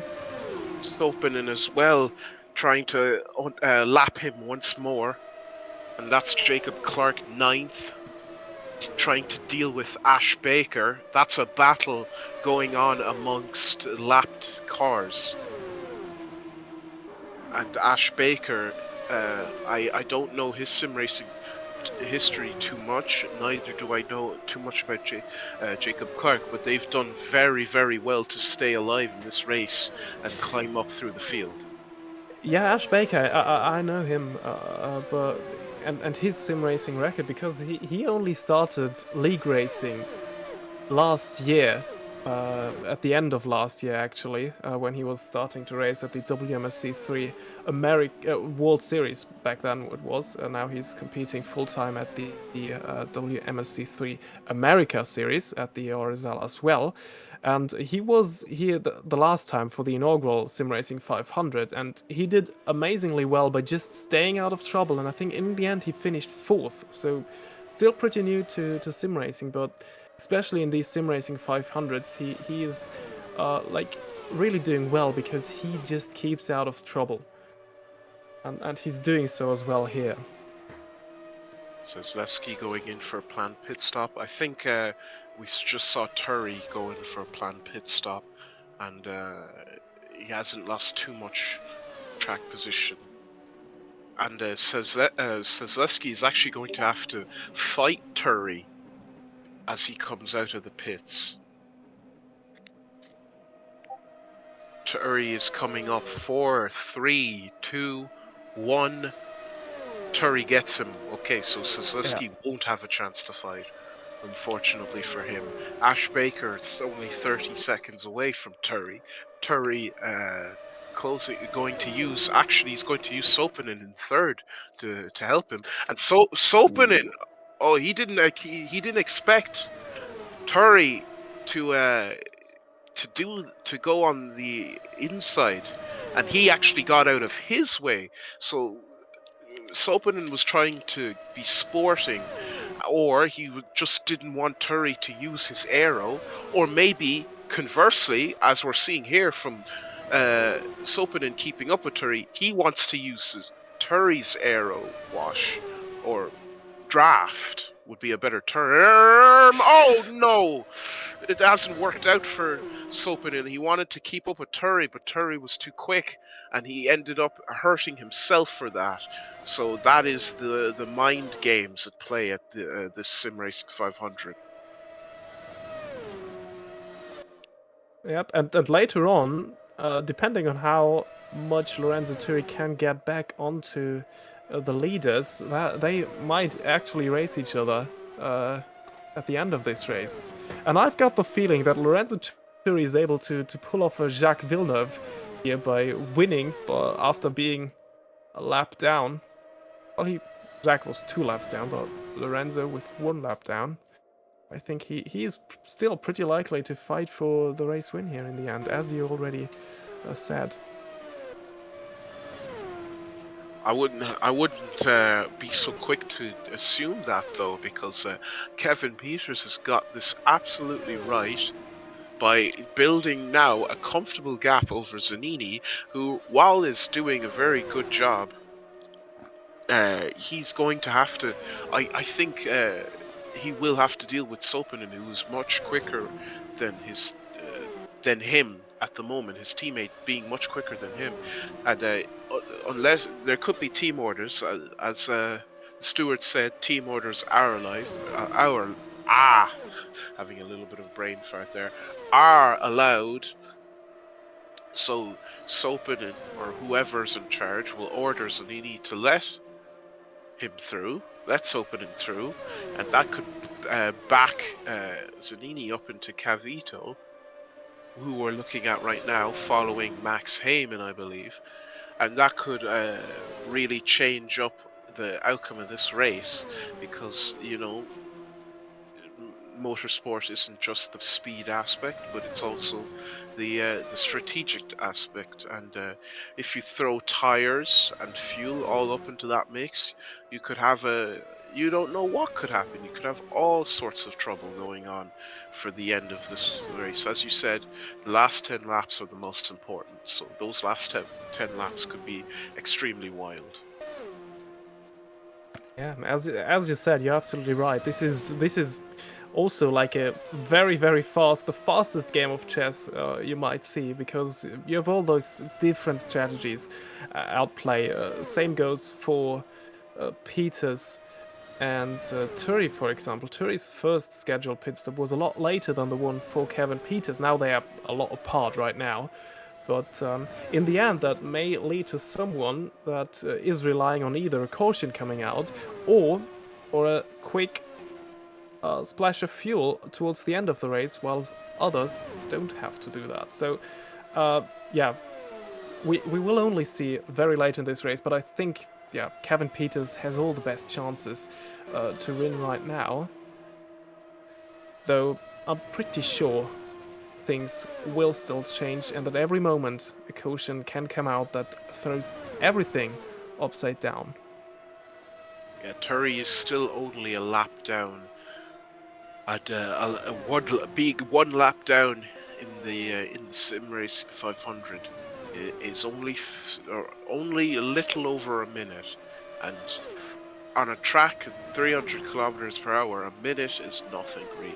So if Kevin Peters makes a mistake, if Zanini makes a mistake, if Sopanen makes a mistake, if any people in front of him make a mistake, they're going to be immediately caught up by Turi, who has been one of the quickest here.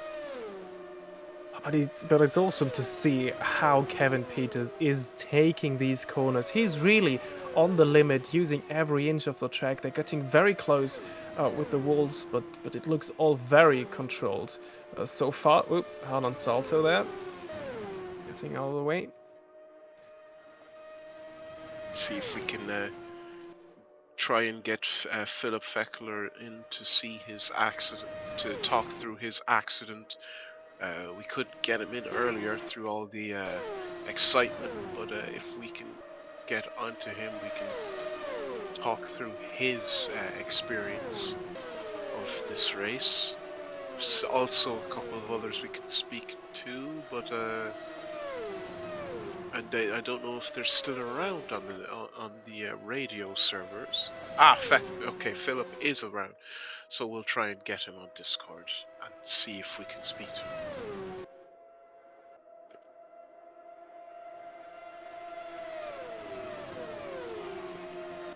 I think for now this is the closest on-track battle we have, as far as I can see.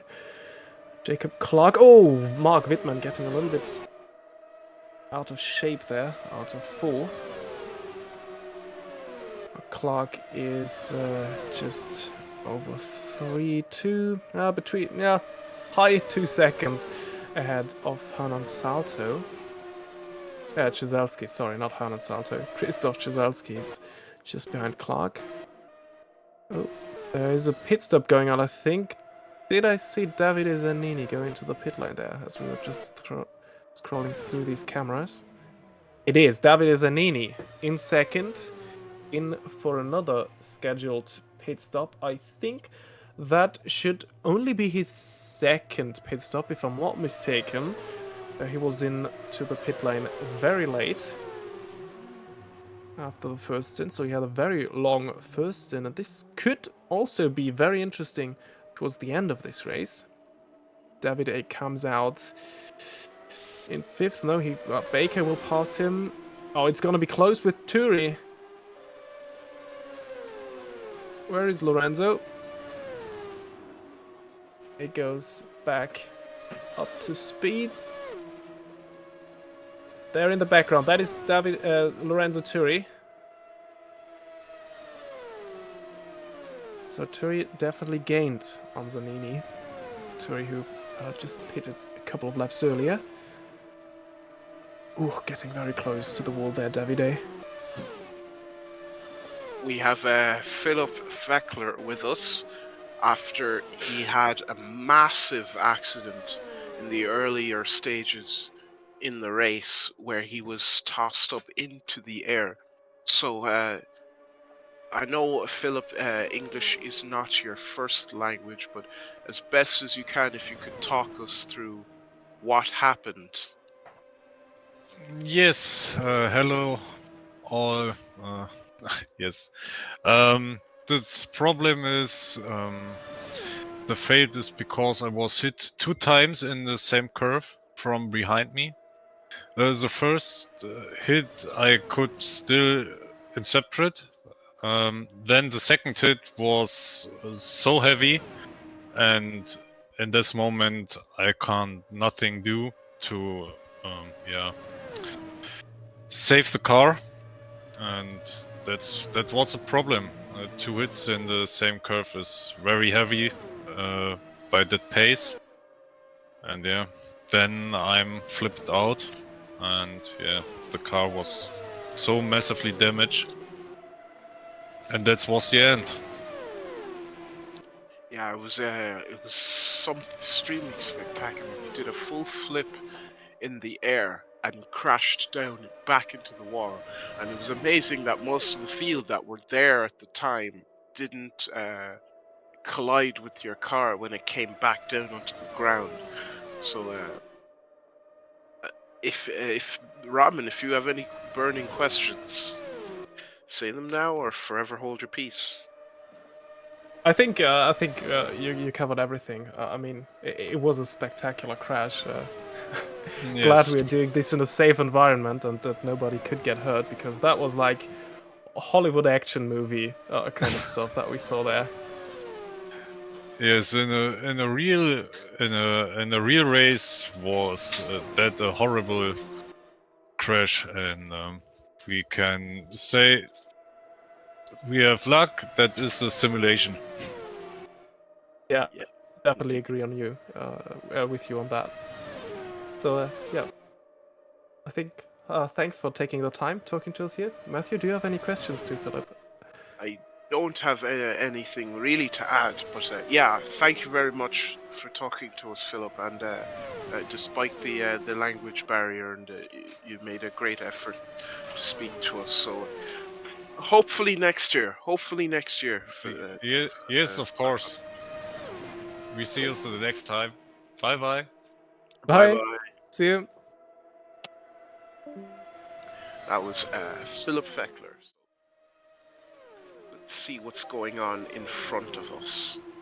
Yeah, that is what I saw when Philip just joined us. Mark Whitman, he crashed out into 4, but luckily he made it just into the pit lane and retired safely from there. We've lost Mark, unfortunately. Yes, he had a very unlucky race. He never had a moment of peace. He was dealing with Ciuman, and then after Ciuman, he had to deal with Szlesky and I think Salto for a little while as well. So now he will definitely have plenty of things to say when we get him in earlier, but he was just unlucky. That's how Indianapolis is. Some people are lucky, some people are not. Yeah, it really is. And we are not only halfway through the race, always remember that. We are here on lap 92 of 200, so a lots of stuff is still going to happen here. And yeah, nothing is decided as of yet. Kevin Peters must have made a pit stop. We didn't have that on camera as well, or well, we were focusing on. Oh, and look what kind of battle we're having here. I completely missed that. Lorenzo Turi is back right at the rear wing of Kevin Peters.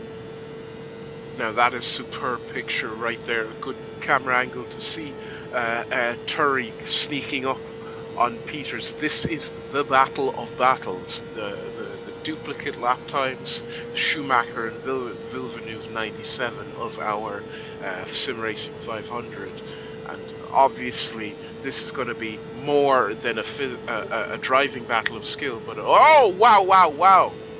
Almost an accident, almost like a heartbreak. But there it is. The battle has begun. The battle for, I dare say, the win of the Sim Racing 500, because these two more than have the pace to put laps on Yunt and Sopanen. Sopanen being very lucky to take advantage of all the calamity, as we've mentioned several times before. I think actually what would be wise for Peters to do is not to fight back, but to use Turi as a vessel to overtake Yunt and Sopanen, and then start pressuring Turi. But Turi wants to also give Peters no purchase on or any ground to make up on his car. So it's going to be a mental, like I said, mental battle, a skill battle, physical battle, and oh my goodness, and also a survival battle. Clearly, Sopanen going into the pits actually. So Yunt to beat, if we could see Yunt, see what he's been up to, if he has any troubles, it would be nice. I think we'll see him eventually anyway, as you can see his car off in the distance there. Turi making light work to catch up to him. These two are extremely talented.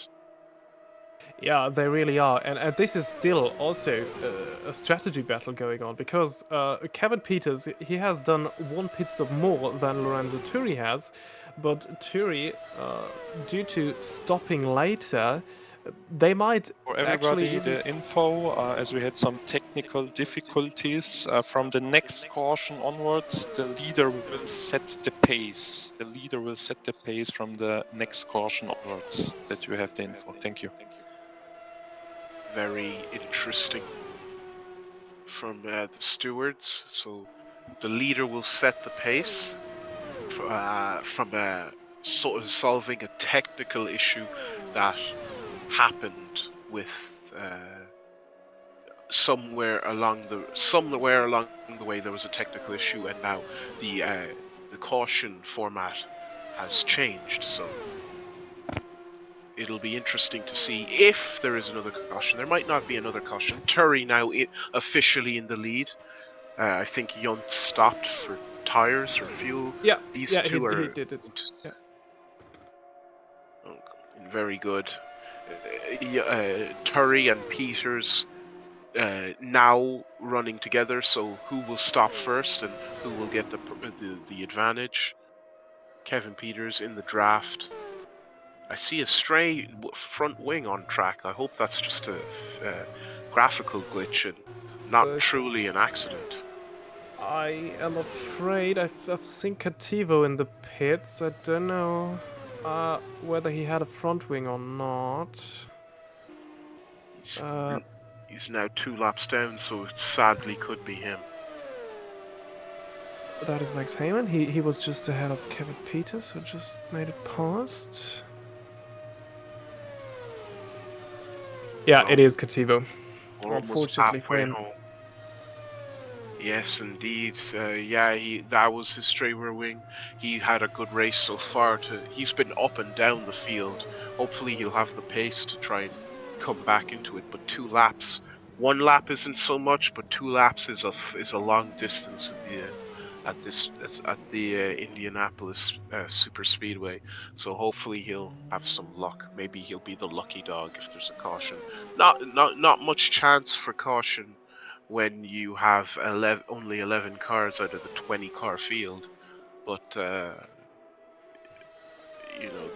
formation format has changed now. It looks like 3 to 5 laps. Leader setting the pace is going to be very different. Some leaders will be quicker, some leaders will be slower. It'll allow lapped cars to make up as much ground as they can if they are lucky enough to be the lucky dogs. We have Mark Whitman, who retired, trying to see if he can get an interview, but it would be through text. So let's see if we can bring him in also. Yeah, would be interesting to see what happened from his perspective, because, well, he was having certainly an eventful race today. We've seen him involved in many things. Unfortunately, he crashed a couple of laps ago all by himself. Okay, so we have Mark Whitman with us in text form.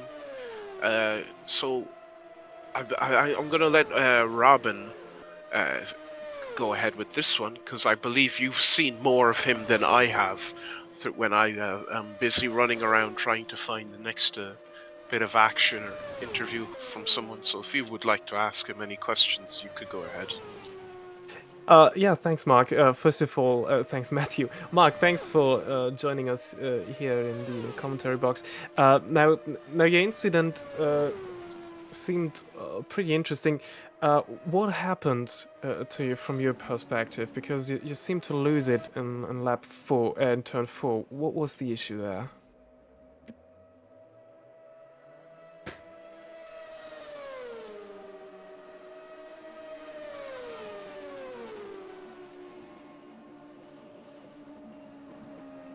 By the way, well...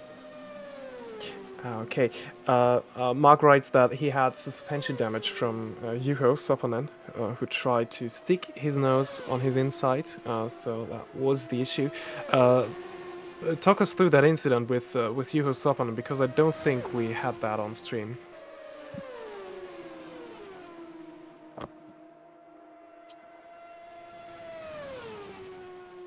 By the way, while Mark answers us via text, we've just seen that Lorenzo Turri came in for his 3rd scheduled pit stop. Indeed, we did. Peters should be stopping himself very soon. Turri seems to be a very quick to make the first move when it comes to pit stops. And time is beginning to run out. It's 105 laps, and doesn't seem like any sign of cautions. We've gotten through the laggy stage of the race where there's accidents and mishaps. And now, like I said, the men from the boys are really on track. There's lots of room to show your pace, and I can only say this is going to come to a rousing finale. Let's hear more from Mark Whitman. Yeah, so he's saying that basically in turn 3, Yuho wanted to make a move on Mark, and he was nowhere near on his inside, according to Mark, and touched his inside. He lost the rear due to that contact and hit the wall, which gave him suspension damage, which later on caused him to crash in turn 4, and unfortunately out of that race. And yeah, he's adding that Yuho, according to Mark, has a bit of a reputation for being very aggressive and making contact with people. So yeah, that is what Mark has to tell us. So, but Mark, well done for spinning into the pit lane. If you had any control about that, because that saved the other drivers on track. Oh, and there is Jacob Clark. In the wall, missing front and rear wing. So yes, and while that's going on side by side, Sopinen and I think that was Cavito trying to unlap himself. But we're sticking with Clark now. He seems to be very safely and gingerly making it back to the pits as the pit cycles are beginning for all the other drivers. I think we saw Ash Baker in the pits. Sisleski is out. When did Sisleski retire? Let's see if we can get a replay on that very soon. Sisleski is out of the race, one of the top runners. Hopefully, we'll try and find out how that happened. He was definitely in with a chance of winning this race. And now the real numbers are starting to trickle down.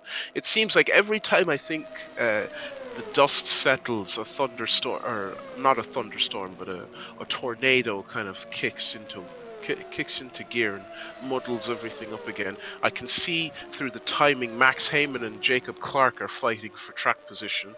So there's plenty going on, and Kevin Peters has to deal with all this. You can see Sopinen and Cavito are dicing. Sopinen would want to be very careful. He doesn't want to have an accident while in the podium for this race, which goes for double points. There's only 90 laps to go, and that is only roughly 30 minutes of driving. yeah, so good point there, Matthew. Just sorry to interrupt you there, but do you have any questions for Mark, who's still with us? Because if not, Mark, feel free to leave, because yeah, that was it from me. Thank you for taking your time and giving insight. Oh yeah, right. Thanks, Mark, for pointing that out.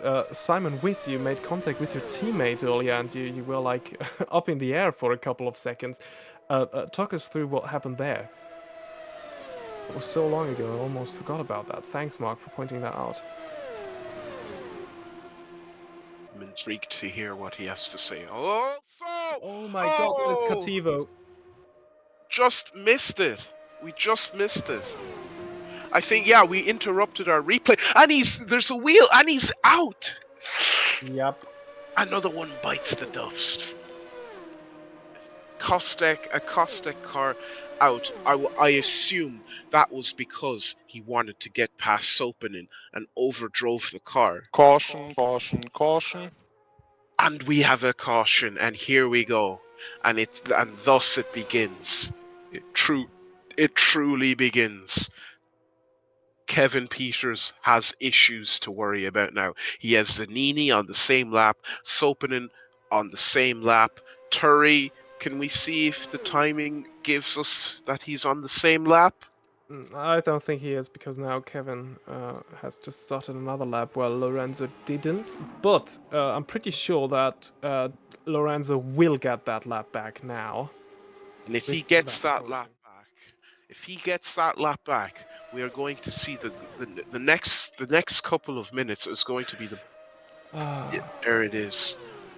The car just lost it, but the next couple of laps are going to be something superb. So it wasn't Sopanen. He just lost it all on his own. Driver error.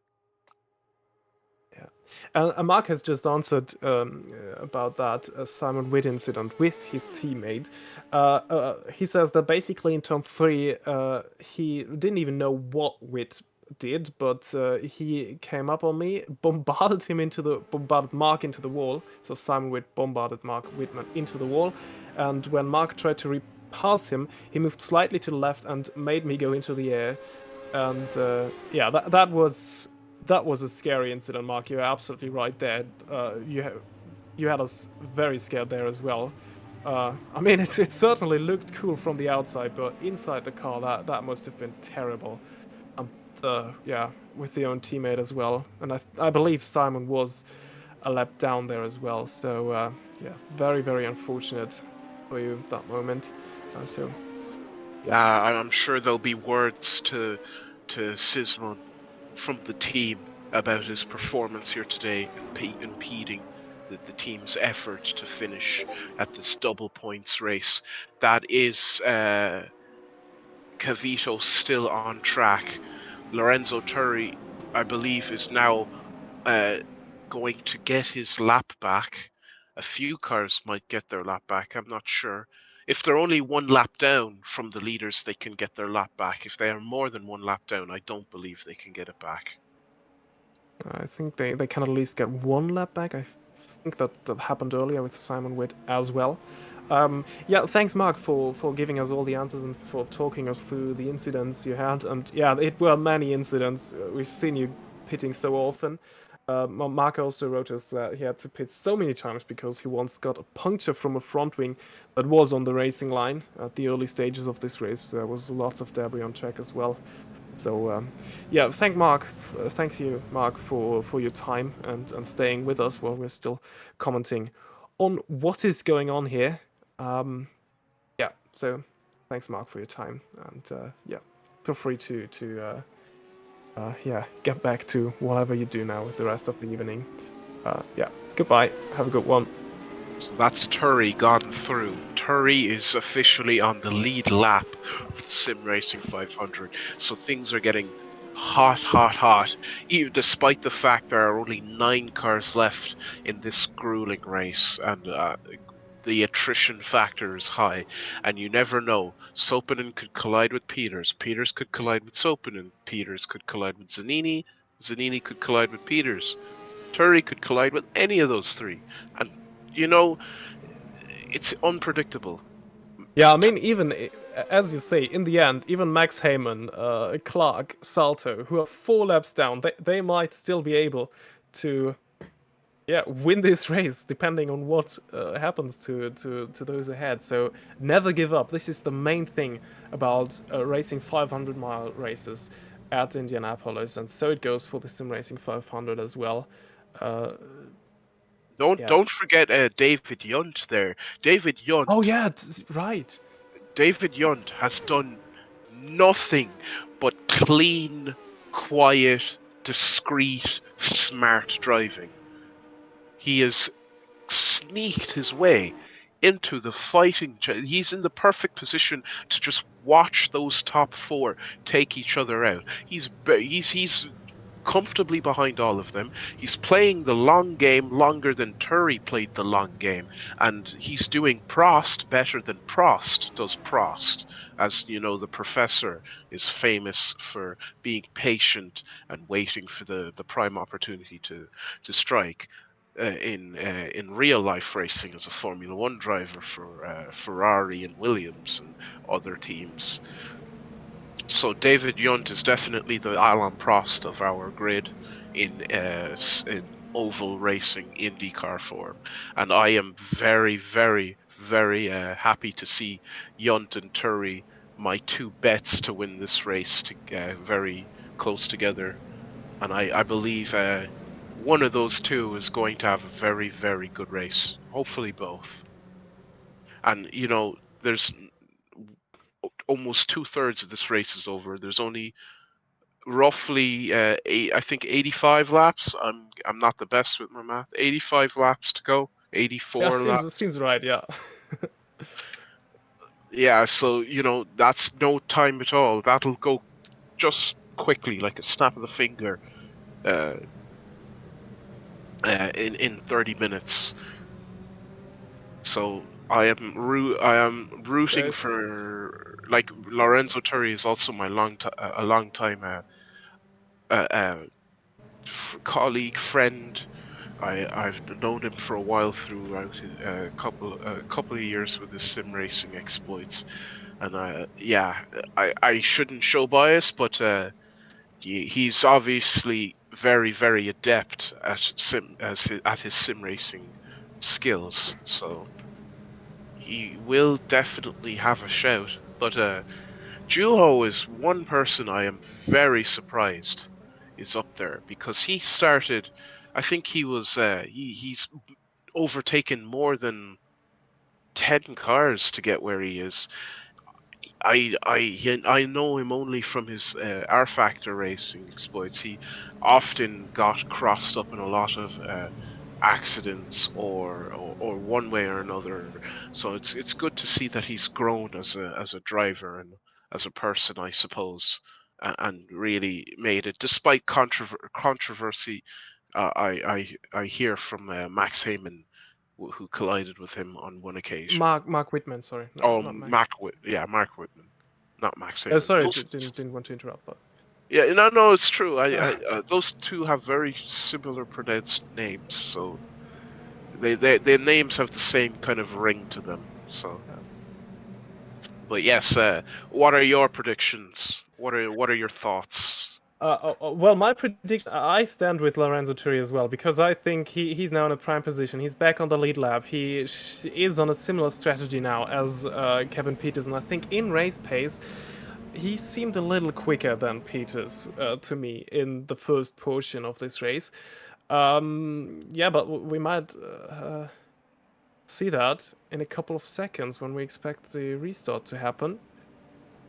As you were talking about your colleague Lorenzo Turi, I was wondering a bit what was going on with my colleague Ash Baker, who we've seen him battle with David Yunt a couple of laps ago.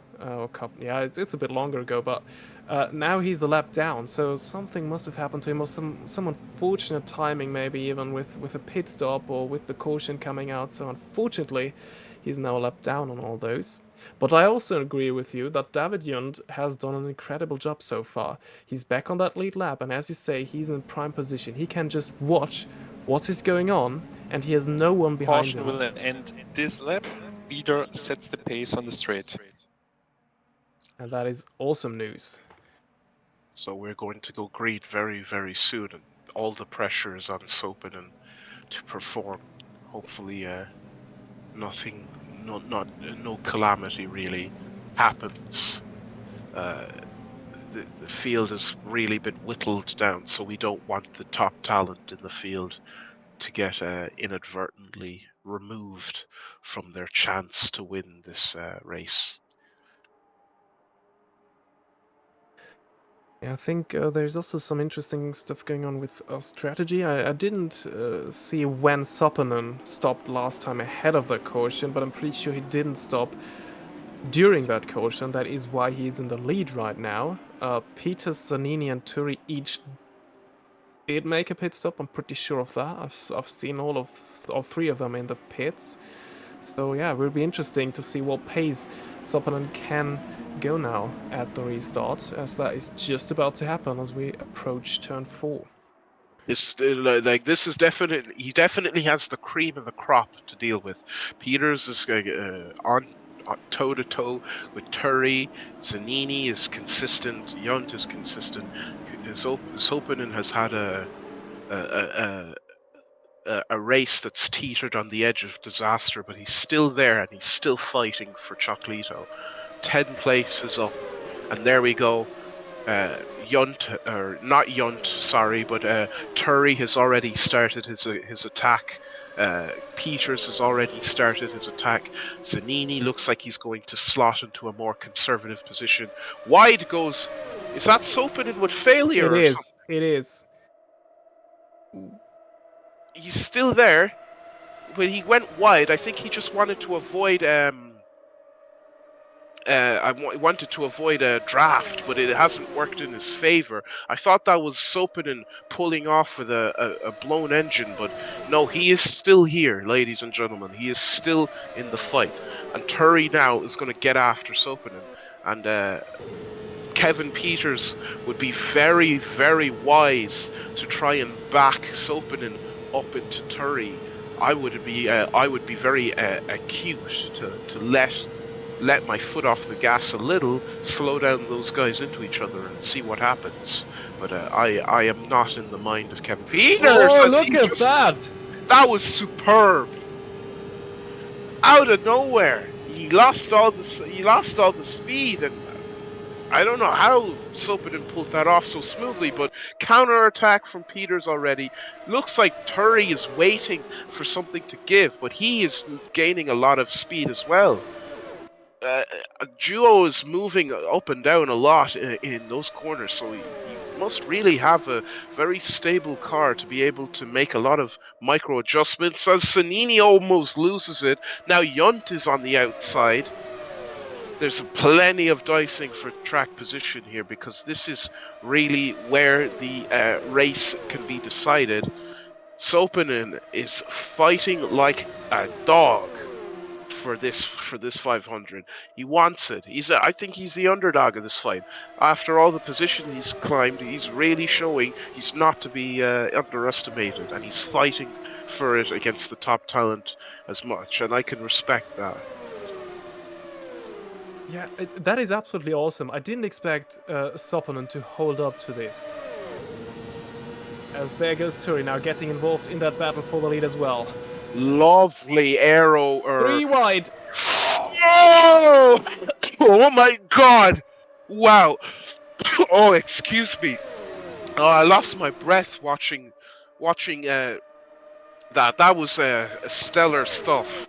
Real men, big balls driving. There's no other words for it. That was quality 3 wide into turn 4, and all saving it. Zanini now being followed by Yunt. They're not out of it yet. Don't count them out, especially Zanini, who's showed he has both pace and consistency. The volatile nature of Sopanen is still keeping him, though, in the fight. And Yunt, again, taking his Prostian back seat and just watching. Yeah, I mean, despite us being now nearly 2/3 of this race being completed, I mean, it's still a very long way to go. And with that 3 wide action, that was absolutely brilliant to watch, but that could easily go wrong at any time. And then Davide Zanini and David Yunt are in the prime position to win this race. So, yeah, as you said, David Yunt really taking the calm and collected approach to that race. And yeah, just look what's going on and then strike at the right moment. Yeah, I can only imagine the pressure that's Oh, that was close. Yeah, that was close. I can only imagine the pressure Sopanen has. I think Kevin Peters and Turry are championship contenders, and Sopanen is not as far up there in the points as those two. Yeah, let me just take a look at that to verify. I think Sopanen hasn't even raced in the AMC this year, so he's just here for the Sim Racing 500. Kevin Peters, he's in the prime position for the championship here. Remember, this is double points, so Kevin Peters sits in second with 55 points. Lorenzo Turri only fourth on 37. Between them is David Yunt in third with 50 points. In the lead is Dino Gaggiano, who unfortunately couldn't be here today. He's on 58 points, so they definitely, if they make it to the end, will breeze past Gagiano in the standings because this is double points. Gagiano can't take any advantage out of today's race here. So also that could be a viable option if they can't get past Sopanen. That's Zanini looking under the rear wing of Turri, but yeah, also a viable option for Yunt, Zanini, or not Zanini, but Turri and Peters to just sit and take the podium positions and get those crucial points. Because if you crash, I don't think you get any points. Yeah, that is absolutely right. So it could be just wise, but then again, there's still the question of engine life. If Duo is building that gap so wildly, he could be pushing his boost, his turbo charger to the max. That Zanini coming through on the inside, challenging Turri. Turri seems to be backing it down and playing the Yunt game now, slowing down and letting the drivers do the work for him. But yeah, if the turbochargers are spinning at their max, then engine failure could become a definite factor in this race, as Jacob Clark gentlemanly lets through the top 5.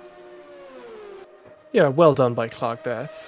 I think one thing that is also now, of course, coming into play is fuel and strategy. Oh, as Turri tries to get back into third, which he does. Textbook overtake. Yeah, well done. I think Juho might be on a lighter car. I mean, he's able to pull away now from Peters and Turri. So Sopanen, yeah, he might have to stop earlier than these do. This is what we've talked about during the caution. I didn't see Sopanen stop during that caution earlier, but Peters, Turri, and Zanini certainly did stop on the yellow. So yeah, Sopanen maybe with a strategic disadvantage, though the pace is looking good as Lorenzo Turri tries it into, is that turn 3? I think it is. Side by side. Oh, for 2 corners now. That is awesome to watch. He doesn't quite make it stick, and Zanini is getting all this lovely clean air, and he's caught up to Turri once more. Yunt has fallen back now. I think he's fuel saving, so he might be looking to turn up the boost later on and start making his move as Zanini scrubs the wall. You need to be careful. You don't want to drop out of the race at this stage after you've gotten through all the troubles. 130 laps almost. And is that Sopanen who's pulled off onto the apron? Yes, it is. He's gone for his planned pit stop. So as you said, you predicted that absolutely spot on. He had to pit, and now these three are going to drive off into the distance.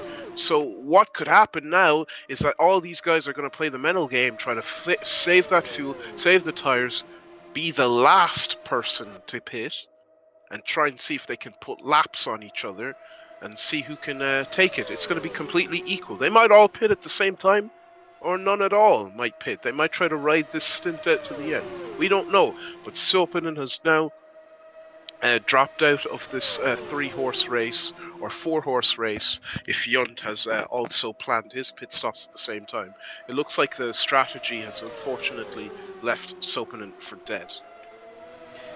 Yeah, I mean, he might still come back later. We don't know how often these 3 have to stop yet.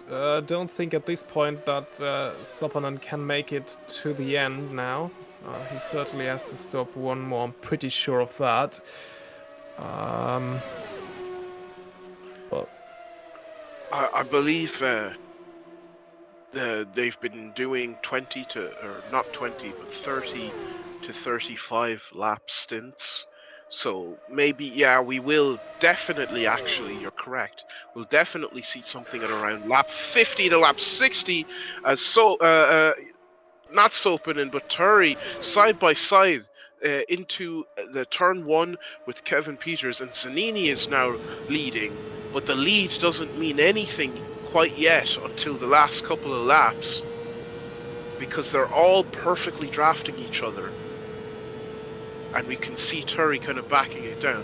I think Turri is definitely needing to looking at his actions, kind of backing it down and not going to overtakes through the corners. He's definitely kind of waiting. I would be waiting and letting those two kind of waste each other's. Yeah, He there is.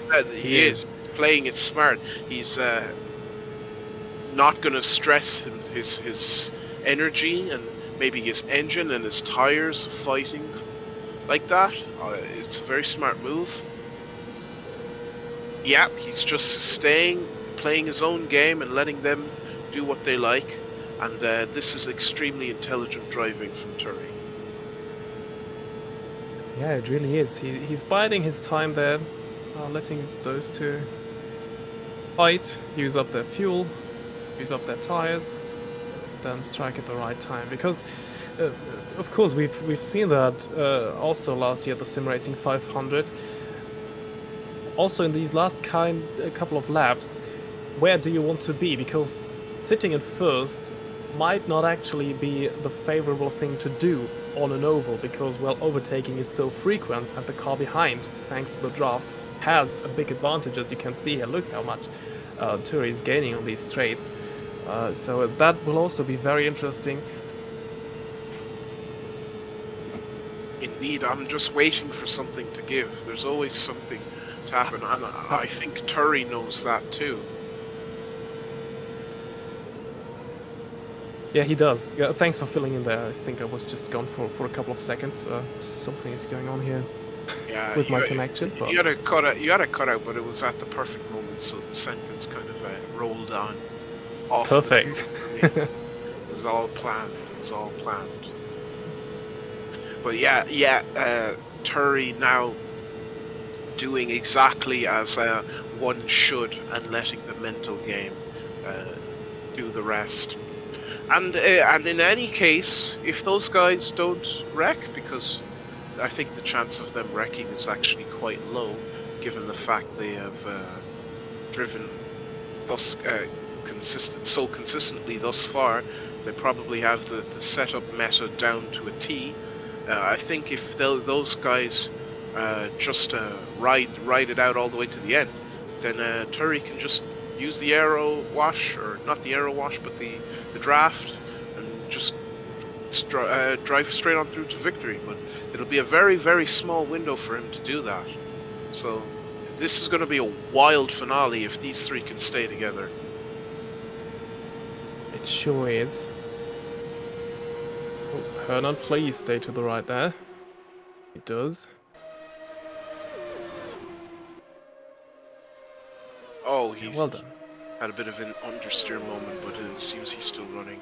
And he can just take that 8th, good points. Clark staying in 9th, good points. Side by side, those two are going to be dicing a lot. There's going to be constant trade pack. Max Heyman is also going to take some good points here. They're all laps down on each other, but of course, double points race means a lot to their championship run, and it means a lot to their racing record to be able to finish a race of this caliber. And furthermore to that, you still have David Yund 4th, and he needs those crucial 4th place points to stay within a shout, because Turi and Peters, as you said, are separated because of him in the championship standings. I believe. So, correct me if I'm wrong. No. You're absolutely right. I think Yund might still be able to stay ahead of Lorenzo. Well, of course, depending where Lorenzo finishes. By the way, the scoring system works as it did for the kart or champ car championship, whatever you want to call it, also in 1998. Apart from that, today double points will be awarded for the finishers. Indeed. Okay, that is very, very helpful information. So that is 40 points for the race win, by the way. And seeing that Gino Gagliano sits on 58 points in the championship lead, that is a big chunk of points that the winner gets here. Yes, perfect indeed, Jacob Clark! Oh my god! Whoa! This is what I'm talking about. If those two were dicing, if they were trying to overtake each other mid-corner, that could have been catastrophic. So don't count out the lapped cars. They can always still be problematic here. I don't know if the cameraman can press the number. I think it's 4 key to bring up the track map so we can keep track of where lapped cars are. If we did get a great on board feed, I'm not quite sure if he can hear us, but if you can, if we could get the track map to see lap cars ahead, that would be very helpful to the experience. But it'd be fine either way, as we are following these three. But there's clear road ahead now. Only 60 laps to go. 60 laps to go. That would be, I'd say, another at the pace these guys are moving at. That's another 20 minutes. And don't forget there will be pit stops. Yeah, there will be pit stops. This is actually prime pit stop time. But these guys, they're the top quality that Orsul has to offer, so they might be able to use the tires a lot longer than anyone else has. And if that being the case, they could even try to dare to take the tires to the end. Not the most prime strategy, but it is possible.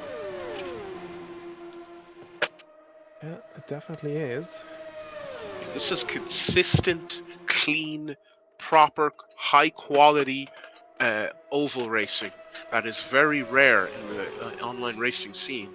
You might only see racing of this quality outside of iRacing once or twice in your life.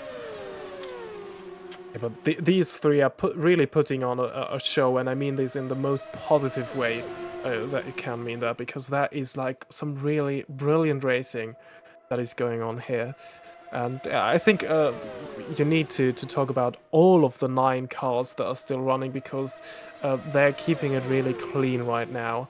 And also fair play by those who are a lap down, especially Hernan Salto. He's letting them by very, very easily to not get involved into that fight. And that is also good to see. Of course. Crucial points, as I said, crucial points that they have earned from staying in this race. Like we both mentioned, you've got to finish to be eligible for the points. You can't just survive the couple of laps that you need to survive and then DNF after the 50% or 80% mark and be gifted those points. You have to earn it by finishing the 500 miles, and they are very obviously are earning these their points, earning their keep in Orsillo also. And we're back on board with Turry again here at Indianapolis. Not losing a little bit of steam actually to those two. They're kind of really drafting each other to stay. Really, those two are running away from Turry by drafting each other and trading each other's top speed. But it seems Turry's catching up now, because they're conversely also overtaking each other, which is slowing each other down. Well, you really can't predict anything when you have an Indy 500 that's going to play out the way it's playing out right now. You really can't predict. I can only say what I see and say what I think and predict and change my predictions a second after I make a prediction, because it's just such a volatile environment. And yeah, I don't know what to say, but I can only just guess. But it's really an environment where anything can happen right now. Yeah, and whatever we do right now, it's really not much more than guessing, because any of these three can win this race. And what we're seeing here right now is that definitely they're not showing what they're capable of, especially Lorenzo Turri, because he's keeping his nose clean here, keeping out of their trouble there. Let them trade places, sit comfortably in. Oh, and there goes Kevin Peters, and I think Zanini as well. both of them in the pits. Tori stays And out. here it begins. Here it begins. The first round of or the last round of pit stops that probably are needed to complete the 500-mile distance. It's going to be a pit stop battle. The pit crews are ready. Oh, Oh, Davide, no! the 3-horse race has become a 2-horse race. Oh, heartbreak. Heartbreak for Zanini. And Yunt will pick up those very, very much well earned from Prost-like driving. Third. Yep. Could we maybe see a replay of that? Because I was just looking at the chat and my data to like find out if that really is the last round of pit stops. But yeah, that would be really interesting.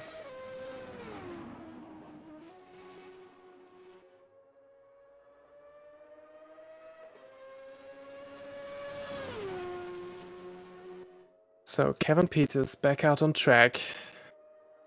Let's see when Lorenzo's pit stop is happening, because that will be on my race finding him here. Oh my god, Zanini.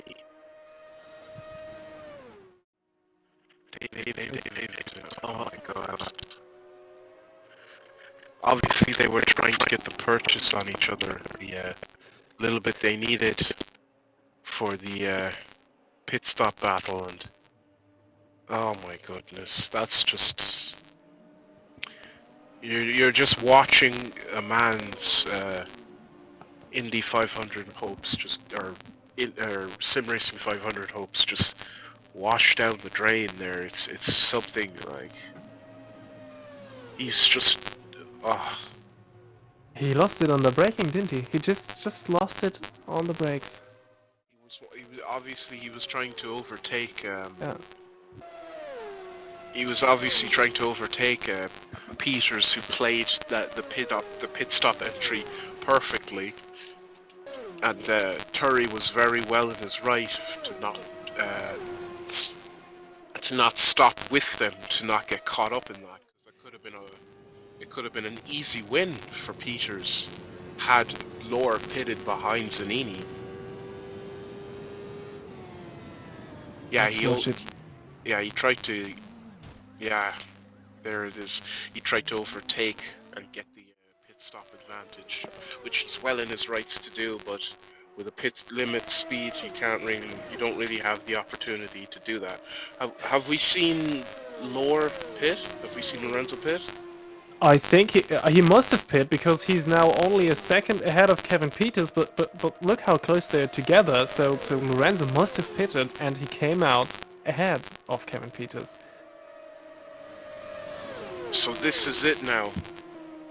Either Lorenzo can do one of two things. He can try to starve Peters of aerodynamic tow for as long as he can and ride out the next 50 laps, or he can slow down, tuck in behind Peters' wing, and wait until the last crucial moment to take the win here. And I think Lorenzo is going to do that second option, because Peters has shown his hand. He says, I'm going for it now, and I'm going to stay here for as long as I can. And that might work for Peters, but we don't know for sure. Yeah, that definitely is going to be very, very interesting. But I think they are the only ones that have a say in that fight for the win. Sopanen, he's still yet to pit once again. 20 seconds down.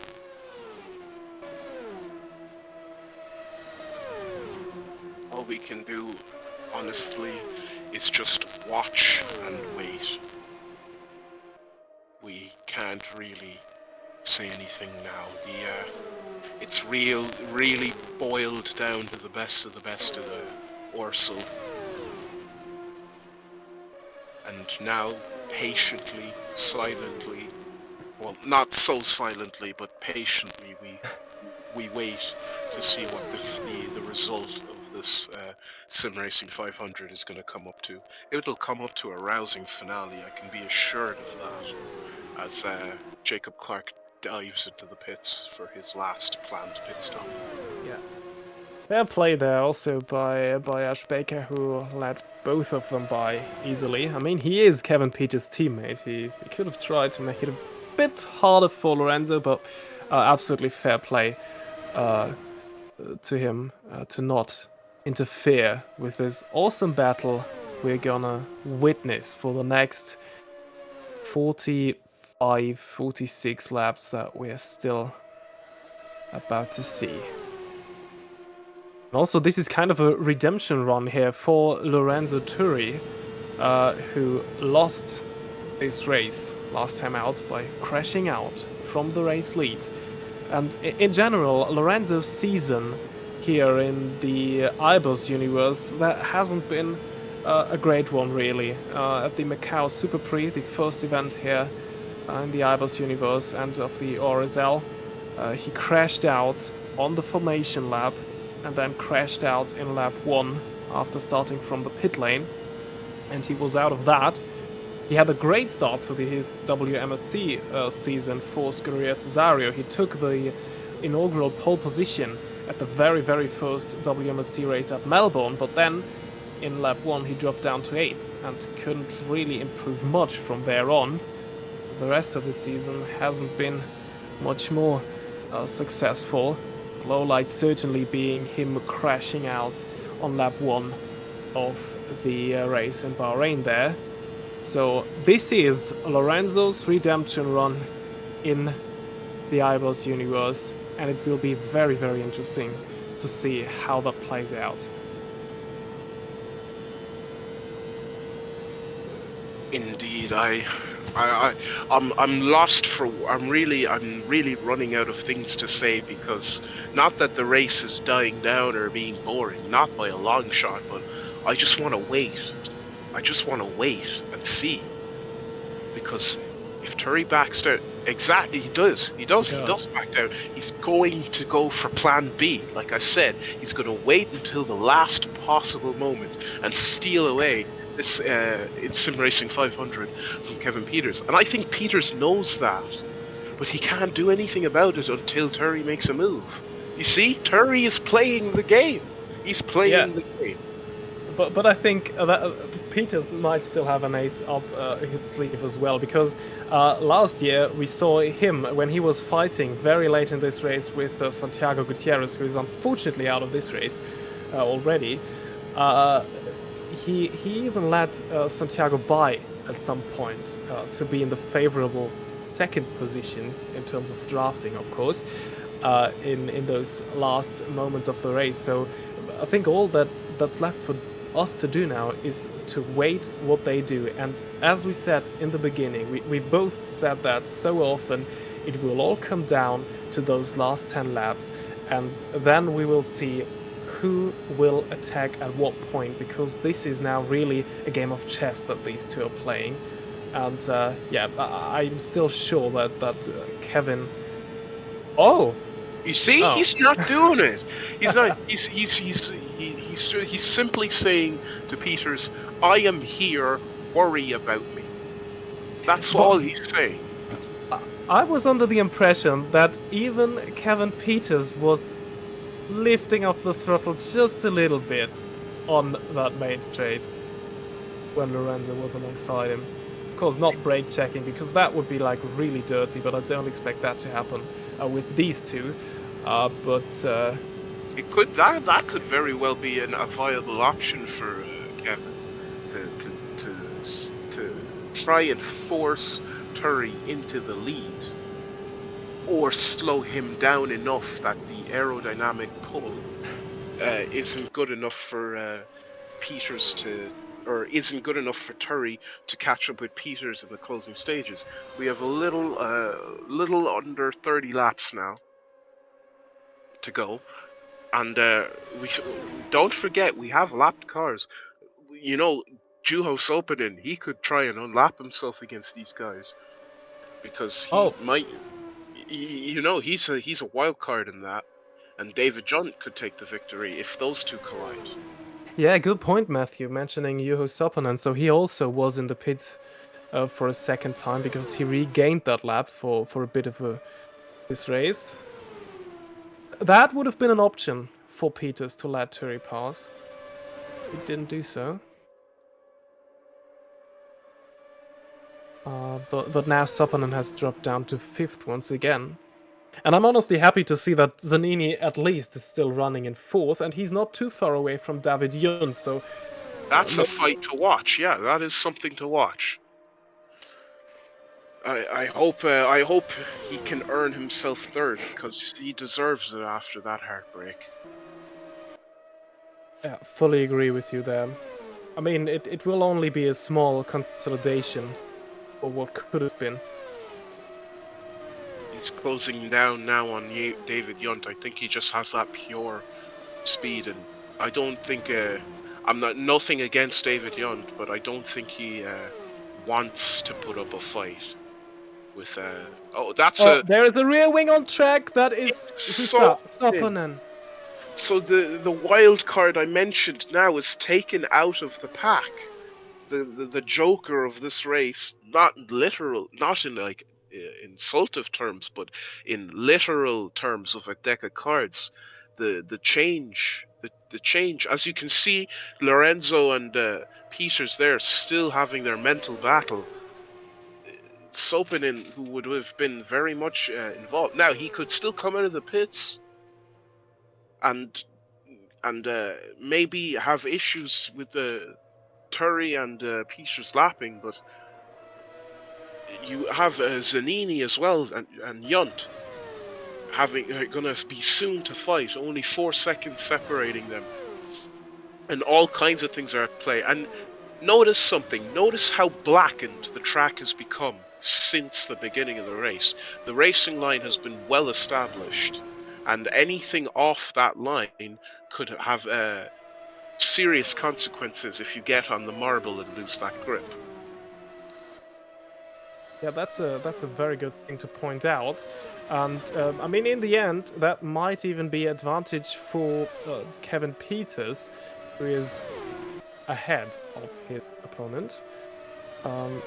So he can just stick it on that racing line and force Turry to leave it. Oh, look what they are doing.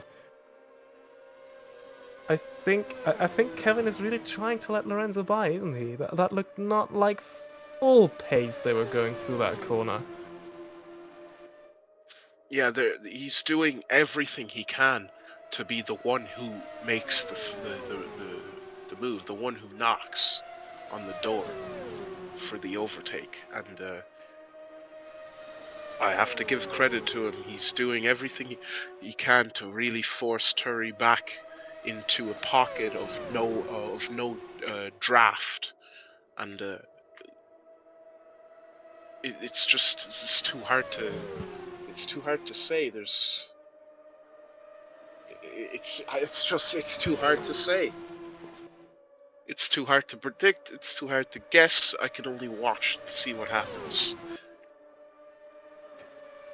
Yeah, I mean, what we can definitely say is whoever wins of these two, it will be a very deserved win. I honestly don't have. I honestly don't have any comment. I just want to watch in suspense. I just want to watch because there's so many passive hidden factors at play. At the same time, there you have a visceral, real, true battle going on that these guys got to worry about, and I could only wish I knew. I'm only a European. I could only wish I could read between the lines on what the Americans know about what's going on here, apart from the obvious battle for aerodynamic supremacy that we can see. I think I'm in the same boat as you, living in Europe. Of course, having watched lots of oval racing, but not being grown up with it. But I think what we can definitely say is that Lorenzo is pretty comfortable in that P2 right now. Yeah, he has full control, and obviously he knows that if Kevin Peters slows down too much, he won't be able to get the aerodynamic value back, and Lorenzo will be able to run away with it. He's clearly very much in control. You see, he has the throttle control. He won't bite. He's not going to bite. Or, no, he won't. He refuses to bite. He refuses to bite, and he will just slot back into that aero draft and keep running the way he's running. He knows exactly what he's doing, and Kevin knows exactly what he's doing. It's a complete battle. If only I could talk to them right now, but I wouldn't want to disrupt their concentration. I'm sure they wouldn't want to talk with anybody right now. They just want to leave it to themselves and battle it out on track. This is the battle for P3, by the way. And one thing I noticed is that I think Kevin Peters wanted to, or did slow down definitely, as Zanini retakes third from David Jund, is that Kevin Peters surely slowed down there between 3 and 4. Is that Peters in the pits? No, it's Ash Baker. Okay, sorry for that confusion there. Is that Zanini and Jund were over 20 seconds away from Peters and Turi, and now the gap is down to 16 point something. So these two are catching up because of these mind games that they are playing up front. Very, very, very well deduced, Robin. These two playing their games are letting over a second a lap, or even half a lap, be procured by Zanini, who actually might recover from the heartbreak he's had. Look at that, 14, 13 seconds. It keeps dropping. 13, 12 seconds. It keeps dropping. 12, 11 seconds. It keeps dropping because the gap is going down as they slow down and try to keep these games up. And I think they've completely forgotten that Zanini is a factor. Zanini matters. Zanini is still here, and he might be the third horse once more.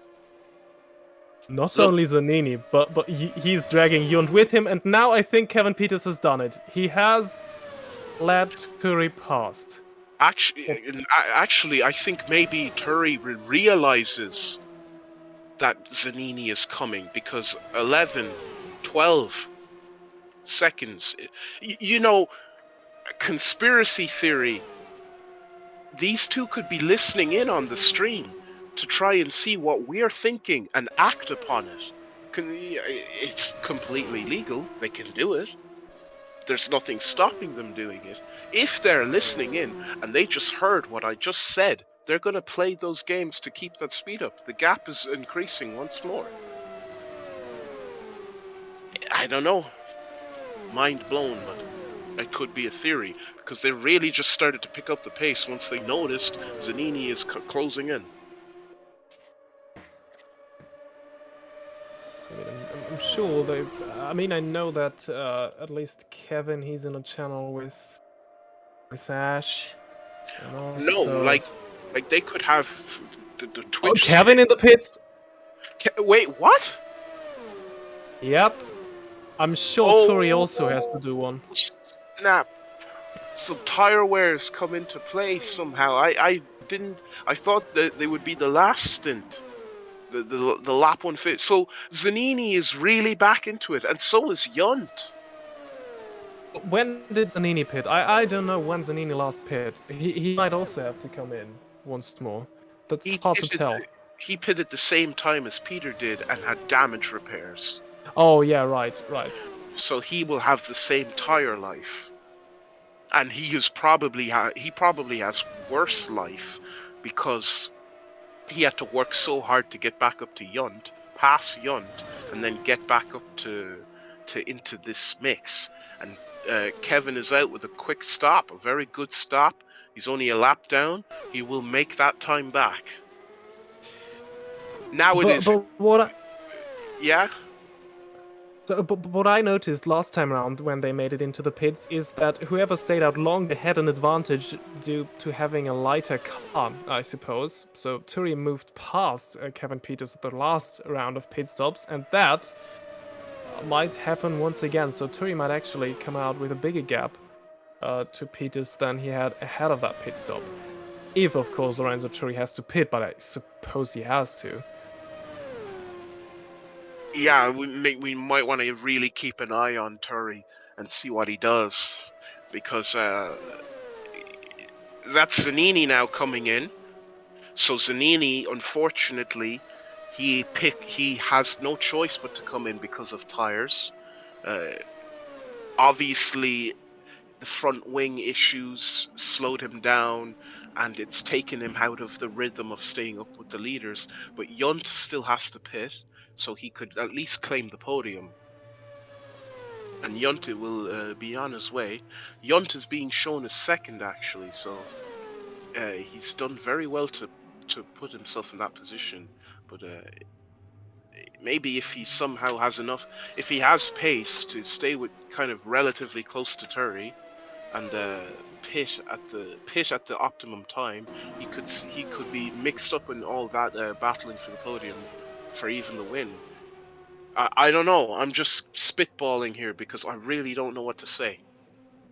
I really don't know. I'm just throwing conspiracy theories left and right because the race went from who's going to win, Turi or Peters, to who's going to win, Turi, Yunt, Peters, and Zanini again. And Zanini already had a quick stop. He's coming up on Yunt, only less than 10 seconds behind. Peters just passed again. So I have no idea. Could Turi be trying to ride this out to the end, by the way? I don't know. I don't think so. I surely think he can't have enough fuel to do that. But what he can certainly do is like a late pit stop, extending that stint, and then just have a quick pit stop and try to run away.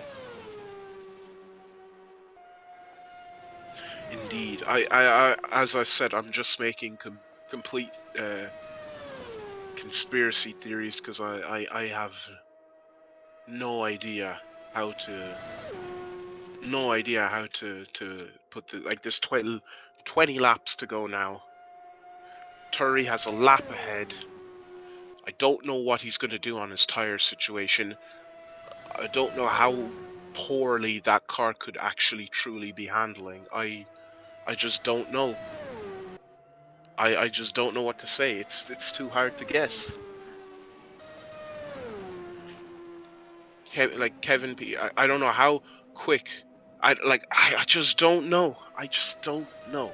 I'm very sorry if this is frustrating the viewers, but I really don't know what to say. It's too close to call.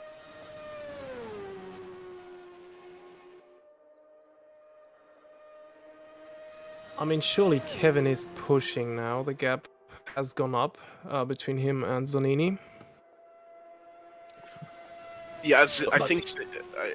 Yeah, go ahead. Go ahead. No, I just wanted to say Turi is staying out very, very long. There he is. Now, this is gonna be interesting.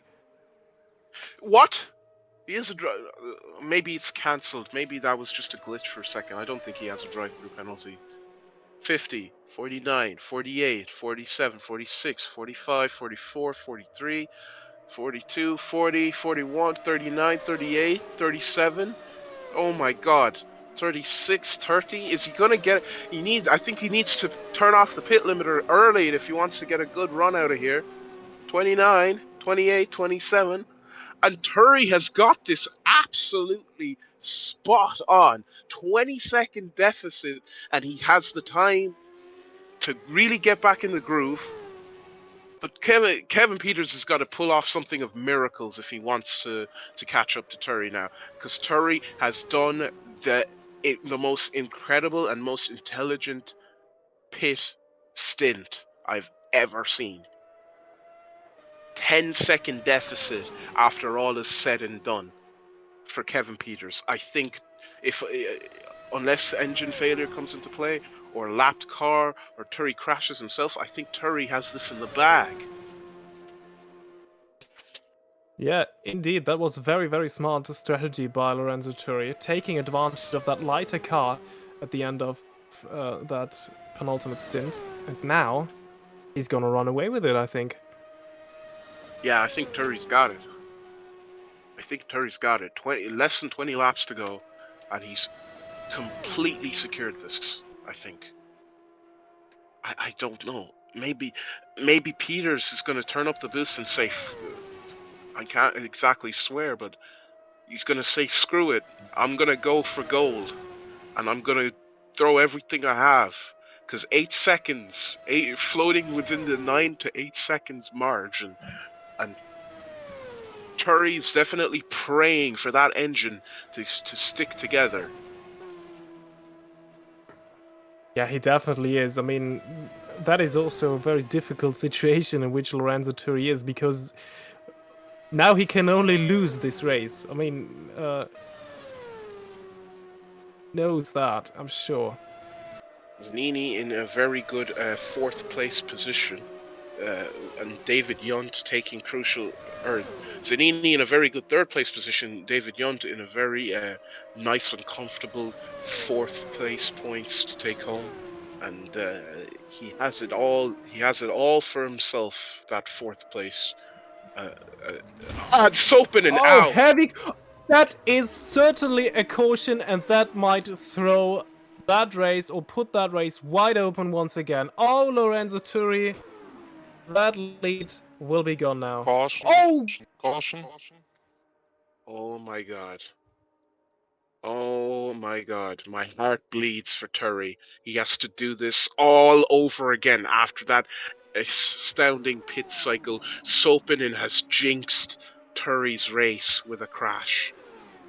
Sopanen did not come in for a final pit cycle. He was late stinting his tires, I could see. Let's see it again.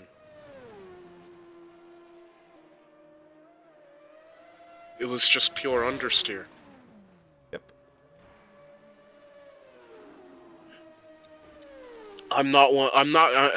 I've already said some silly conspiracy theories on here tonight with nothing to say, but David Zadini is in Team Chocolito, isn't he? And if Sopanen crashed to give David Zanini a chance to win this 500, well, I'll be damned. Well, And David Yunt now has the perfect opportunity to steal the 500 away from all of them. And Sopanen no, is not leaving the track. I think he needs to be told that he can retire by race direction. What I found a bit worrying is that I saw a Super Gazelle car hit Sopanen when he was parked there. The Gazelle car of Kevin, or could it have been Ash Baker? I'm not quite sure on who it could be.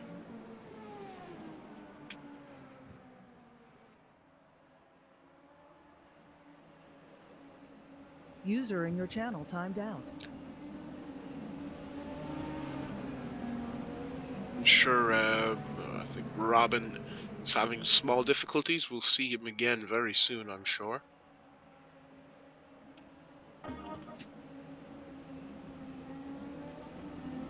But yeah, this. User entered your channel. There he goes. There he is. He's back again. Robin is going to be back with us very shortly.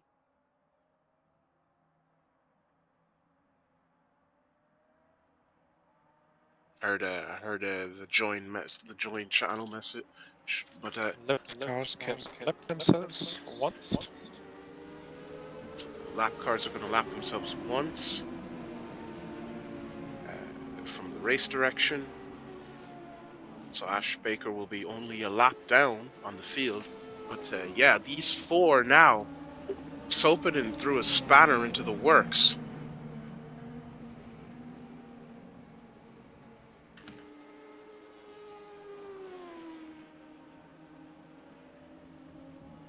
Yep, sorry for another disconnect here. Don't know what's going on. I switched my network, so it should be better hopefully now. I'm back now, just waiting to reconnect.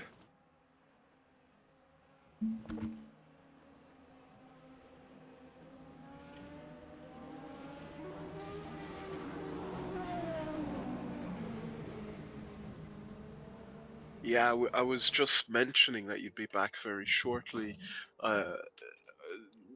Sopanen really threw a wrench into the works of Turi's perfect run here tonight.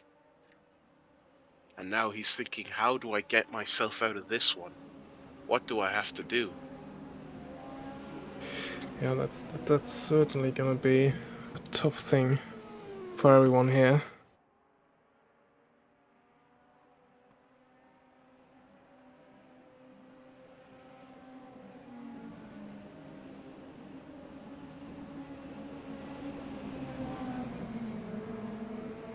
This feels like the longest caution period in the world. Is that Yunt? Yunt is now in the pits. Yunt has to pit.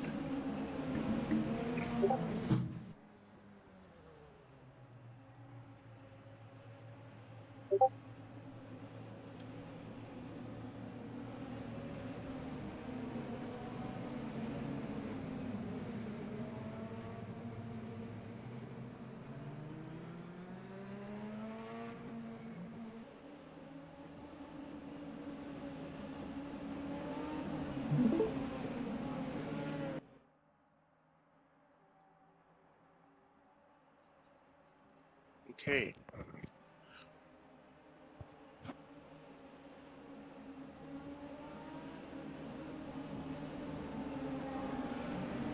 So we just patiently.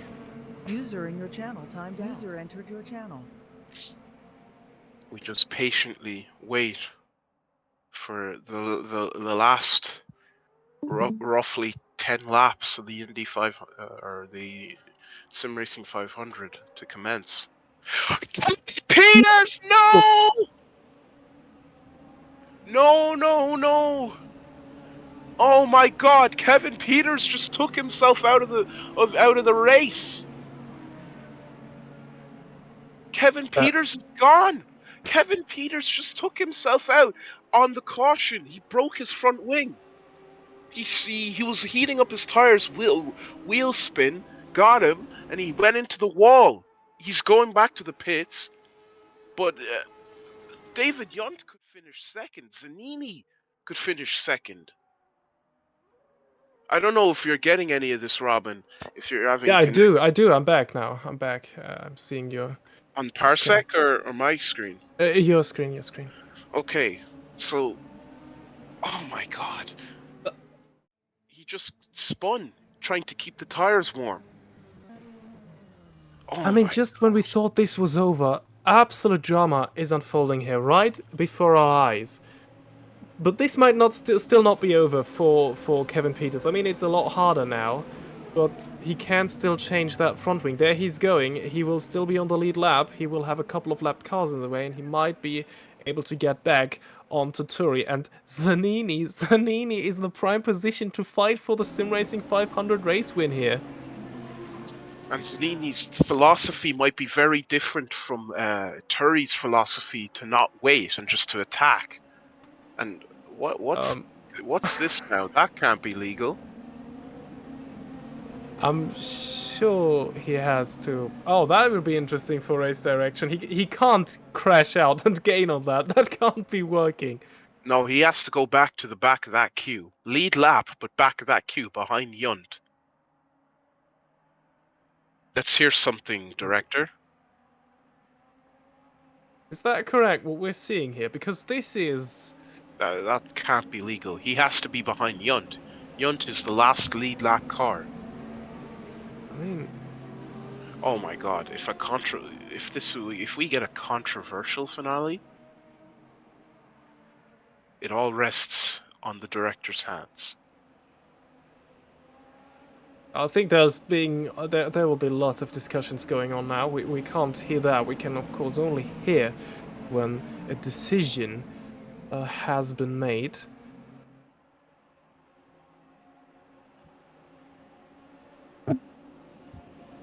They're going side by side through that caution. This is in the words of Michael Massey. Not Michael Massey, but Toto Wolff. This is so not right. He should be behind Yunt. He's now ahead of Yunt. Or at least that is where he fiddled in. He needs to be behind Yunt. That's the legal place. He broke his front wing and had to drop back. That's not right. There's no way this decision can stand, and we have less than 10 laps. Now, is there a rule that states... that's going to be interesting. I mean, we're not to decide that situation, but for sure, it is odd if you crash out under caution and then don't really have a disadvantage, because going through the pit lane, changing your front wing, and then coming back out on track is almost as fast as these guys going on these caution pace, going their caution pace. Yeah, That's gonna be discussed very heavily, I'm sure. there's no decision yet on green. Please don't tell me he's going to be allowed. That's... I don't want to say farcical, but it's definitely more than controversial. There could be a reason for it, but I don't think there's any reason that justifies Kevin Peters not being behind David Yunt. I think they will want to sort this out before they throw the green flag. And I mean, if the green flag is flown, I'm very sure that this is gonna stand as it is right now. No word from the race direction yet. I assume. So, David Yunt can overtake the left cars and put himself behind Kevin Peters, please, track. Thank you. Oh my. That is not. That is okay. That is. Oh my god.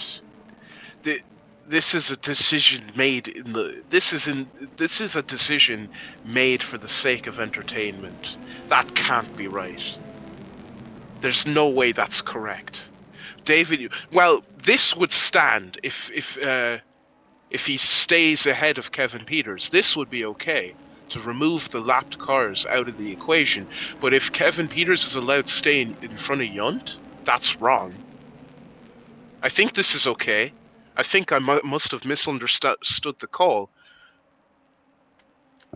If this is how it is, no way Kevin Peters is allowed to overtake. No way.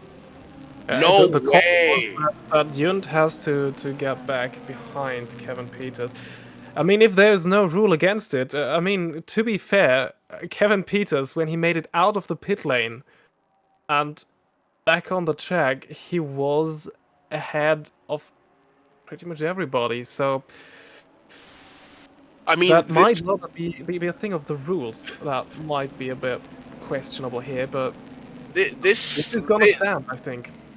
This is not ideal, but it's better than if he just stayed in front, or where he was before Yunt got past the lapped cars. This is Abu Dhabi 2021 all over again. I don't know. Well, I don't think we can't do anything about it. We have to take it as it is and enjoy these last laps of racing that are coming up because they will certainly be great. It's definitely being done for the entertainment value. I can only say, because the why I just don't know. 9 laps remain in this 500. I think Kevin was just playing the rules there a I bit. don't know. Maybe Kevin has. Caution at this lap. Leader sets the pace on the straight. Thank you. I don't know.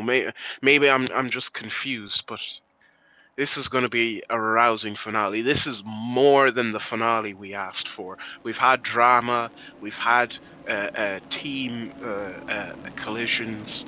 We've had daring overtakes. We've had mind games. We've had it all.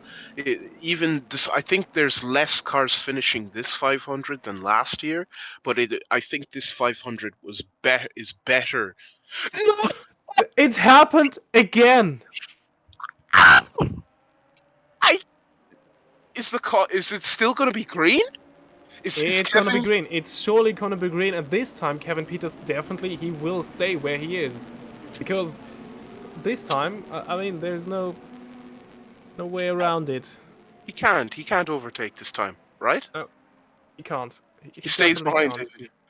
So if you spin out and are overtaken, then you can't re-overtake. I think he was very lucky because there's nothing in the rules, or not that I'm aware of, that you can't. I mean, he had to pit, definitely. He had lost his front wing.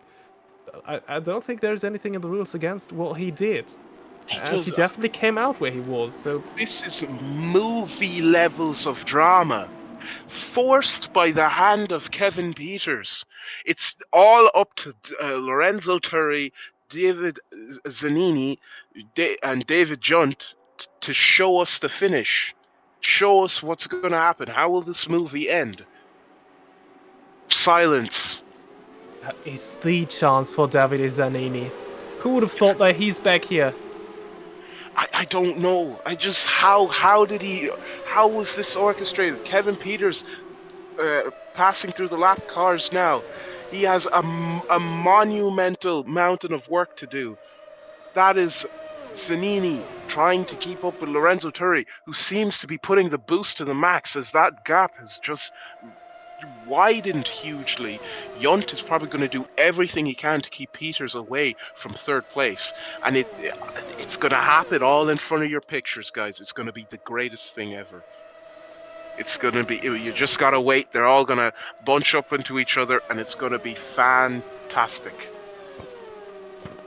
I think we need to watch the gap between Turri and Zanini, because I think Turri has it in him to pull away from Zanini and to pull enough of a gap so that Davide can't attack him.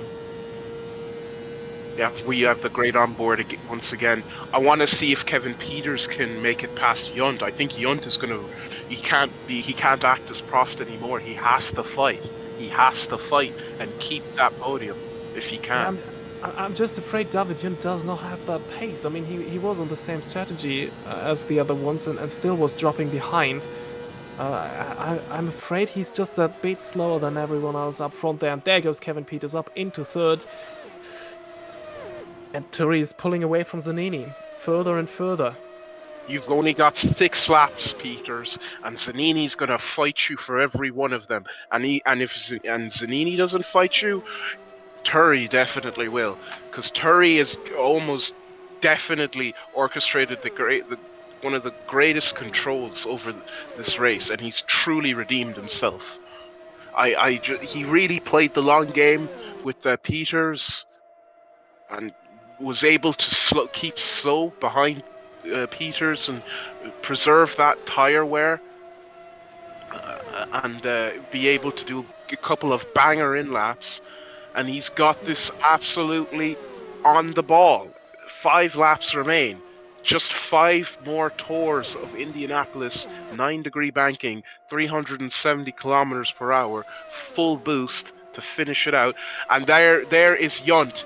Prost no longer. Now Mansell. And who's that? Will that bring out caution? Will that bring out caution? Is that going to bring out caution? No? 4 laps? Yeah, Are we going surely to they. finish under caution? There's oh, debris gosh. on the track. And Yeah, look Turry at is the background flying. there. And Yunt is fighting. Around the outside? No space. Don't forget, this will be for the championship lead, most likely, here between Peters and Yunt in the end. The debris is clearing. The steward is letting them race. I think Turry... Parts on the track, be careful. It's going to the end. It's going to the end at full pace. And Yunt has fought Peters off like I said he would. He pushes Peter away. He says, get out of my way. This is my podium to take. I don't care what you have, what business you have with Turry. And Turry might just win the 500, the Sim Racing 500. I wish I could put Indianapolis on that because it feels more grand. But there he goes. Kevin Peters fighting again. David Yunt going to clap back with something. Zanini is going to take that second place. He says, I don't have any business with Turry. I'm going to be happy that I salvaged my race. But Yunt is going to fight tooth and nail for that third place. 3 hours of pure entertainment right here in front of our pictures. Like this is the prime, the real stuff. I mean, we would have loved to see that kind of battling for the win.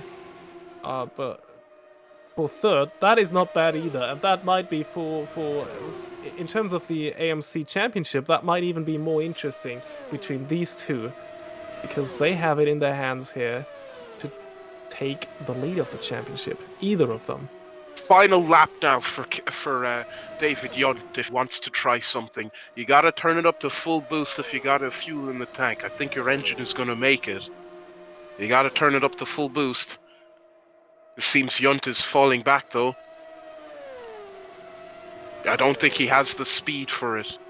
Yeah, I think Kevin Peters is going to keep this third. Can we go to Turry as he crosses the line to take the win for 500 miles? He just completely marionette controlled the race. Everyone was his puppets. He managed to get the full pit strategy on the ball.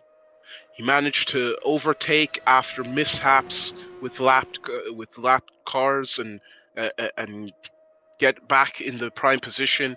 He controlled Kevin Peters and made sure that he couldn't play him the way he wanted to. And he's got. Yunt passed Peters again. Sorry to interrupt. He got. It's straight. It's going to come to the line. Yeah, Turry finishes. Can we see Peters and Yunt? Oh No my way. god. No way. No way. He's going for it. No Yunt! way. Oh No my way. god. He's done 8,000. it. Peters. 8,000th. And Turry wins. Great decision from the stewards not to throw that caution. Oh my. That was fucking incredible. Sorry, I apologize for the language. That was absolutely amazing. Turry, what a drive. Yunt, what a drive. Peters, what a drive. Zanini, what a drive. What? First of all, Turry for commandeering the race. Zanini for recovery. Peters for pure tenacity, never to give up. Yunt for calculation and almost getting that third place. Look at that! 7 seconds 366, 7 seconds 374. And there it is, well-earned donuts by Lorenzo Turry. What a fighter. Well, not quite the donuts we were expecting, but Turry still has a gallon of milk to drink when he gets to victory lane. Yeah. Congratulations to Lorenzo. He's here in the. He's been invited here. I think we can have him for an interview even. That would be awesome if we could get him in here. The Close call. this down.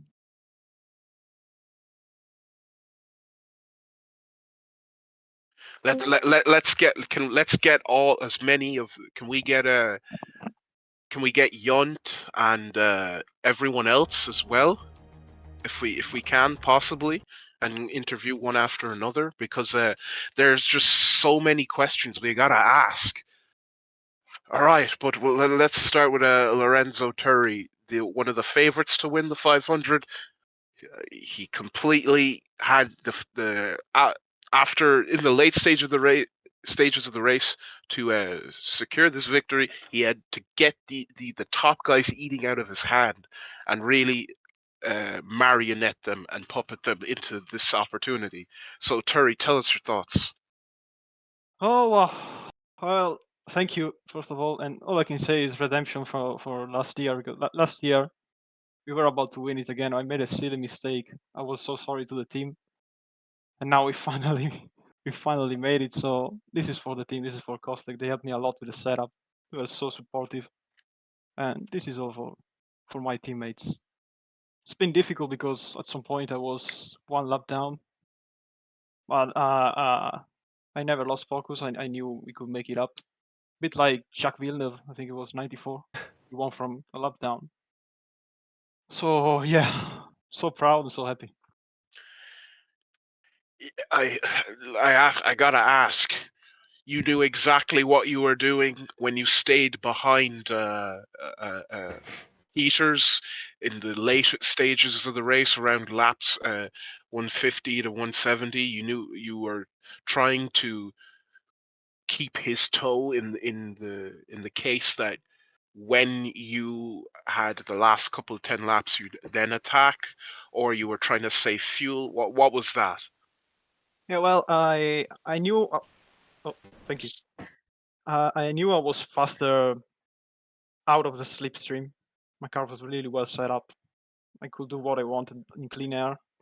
So all I wanted to do was have more lap in clean air than my rival, which was Kevin Peters.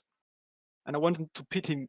I wanted him to pit before me, so I could have a sort of an overcut. I tried to stay behind as much as I could to save fuel and pit around lap 180. So I knew I could have a light car and I would have had clean air in front of me because of the overcut. And that worked perfectly. Yeah, I thought similar thoughts, that you were just like Kevin Peters. He was trying to slow down so he could use your toe to worry you and control the last couple laps of the race. But then that caution came out after Juho, who had done a very good job to stay in the race, crashed out and changed the game. I just have really no words, but it's the fact that you made sure you could control what you were able to control from a strategic point of view. I just bravo. Oh, thank you. The straights are very long on this track. You have plenty of time to think out your moves, so it's not that difficult really. You just have to have to stay focused and not be too entangled in battles and whatnot. This is not a normal race at all. It's all a chess game. But Yeah, yeah, before the caution, I thought we had it in the bag because there was a lot of gap between me and Kevin. That's exactly what I wanted. And the caution came out. I just But luckily, we managed the restart just fine. I could yeah, you're open the gap again. very much reiterating the points that Robin made about it being a chess game. You very much are aware of what you need to do to win, and that was shown today. Any words, Robin? Yeah, first of all, congratulations, Lorenzo. And I'm very happy to finally see you win, because ever since I joined IBOS as a commentator, things haven't worked out too good. Yeah, too well for you. especially So WMSC. So yeah. yeah, so very happy. It's not a problem that with me. So yeah, congratulations for that. Thank you very much. Yeah. So tell us a little bit about that because we were wondering about that during the stream. You were playing that 300 kilometers an hour chess game with Kevin. Were you aware that at one point uh, Zanini and I think it was David Yund were catching up pretty quickly because I think the gap was at one point at 24 seconds, and after a couple of laps it was down to 12. 12 seconds, as no one of either of you wanted to go first. Did you catch that at some point? Because you seemed to pick up the pace at one moment. Yeah. I was checking behind because I was aware those guys were gonna catch us sooner or later if we kept up the game. At some point, we slowed down to something like 270 kph, so it wasn't bearable for too many laps. We were lapping in the 42s, 43s.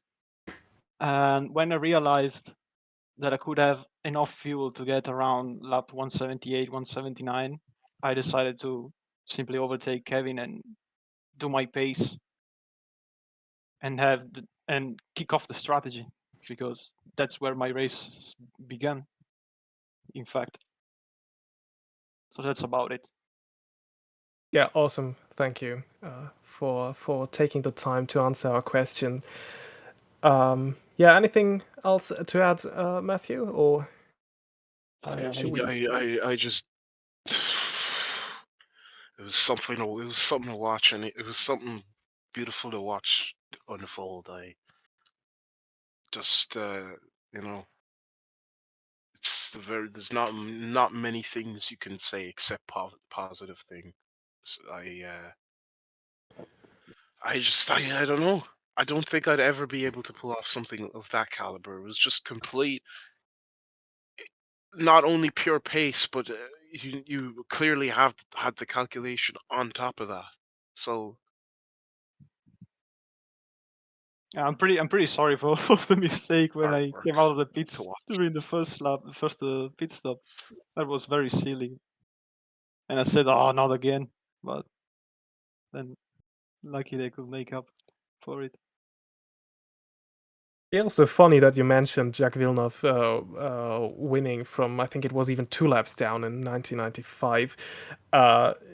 It was funny that you mentioned that because halfway through the race, when you were still a lap down, we were talking about exactly that race, that you might be able to pull something similar off today, and yeah, awesome that you did, and yeah, some great racing you had there with Kevin. So congratulations once again for that win. Thank you again, guys. Yeah, go enjoy the milk. Yeah, Yeah. Yeah, well, I think I'll have a glass important tonight. question. Yeah, important questions. Which kind of milk would you have chosen? I'm going with full fat. Full fat. Alright. I want all of it. Yeah, very well deserved. So yeah, enjoy the rest of your evening, Lorenzo. Yeah, you too, guys. Thank you very much for having me. Yeah. See you. You too. See you. Bye. Okay. I guess we'll go order of finish order. So if we could get in Zanini. Yeah, Zanini. Yeah, Davide was second. Yeah, I don't know if they are still there. These guys. I mean, I could imagine that some of them want to go somewhere now after sitting in there chair for quite a couple of time. But yeah, let's see.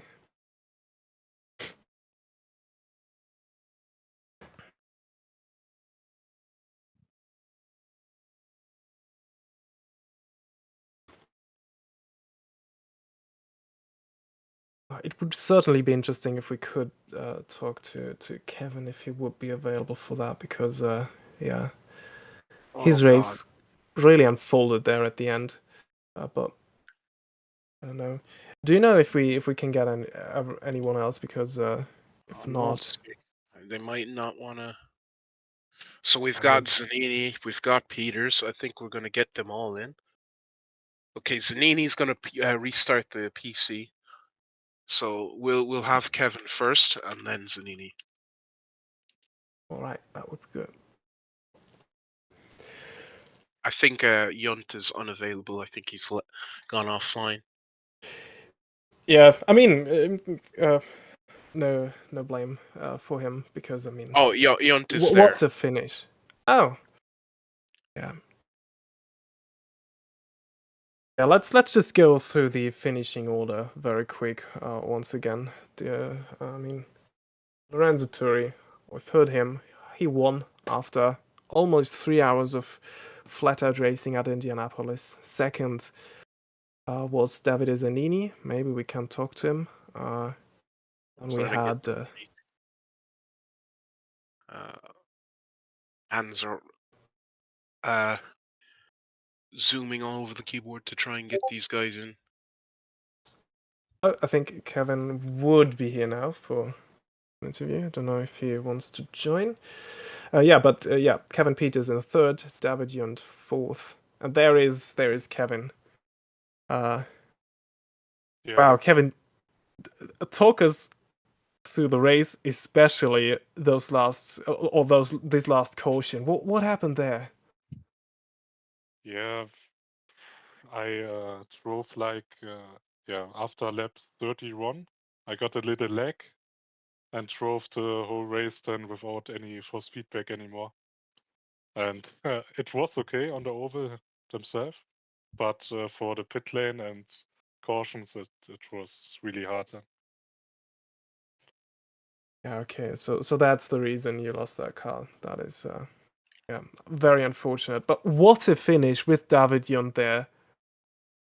Yeah, it was nice to battle with him, and I think we both pushed us because we saw there's a caution, a late caution, because of Heyman's crash, but yeah, there was no one.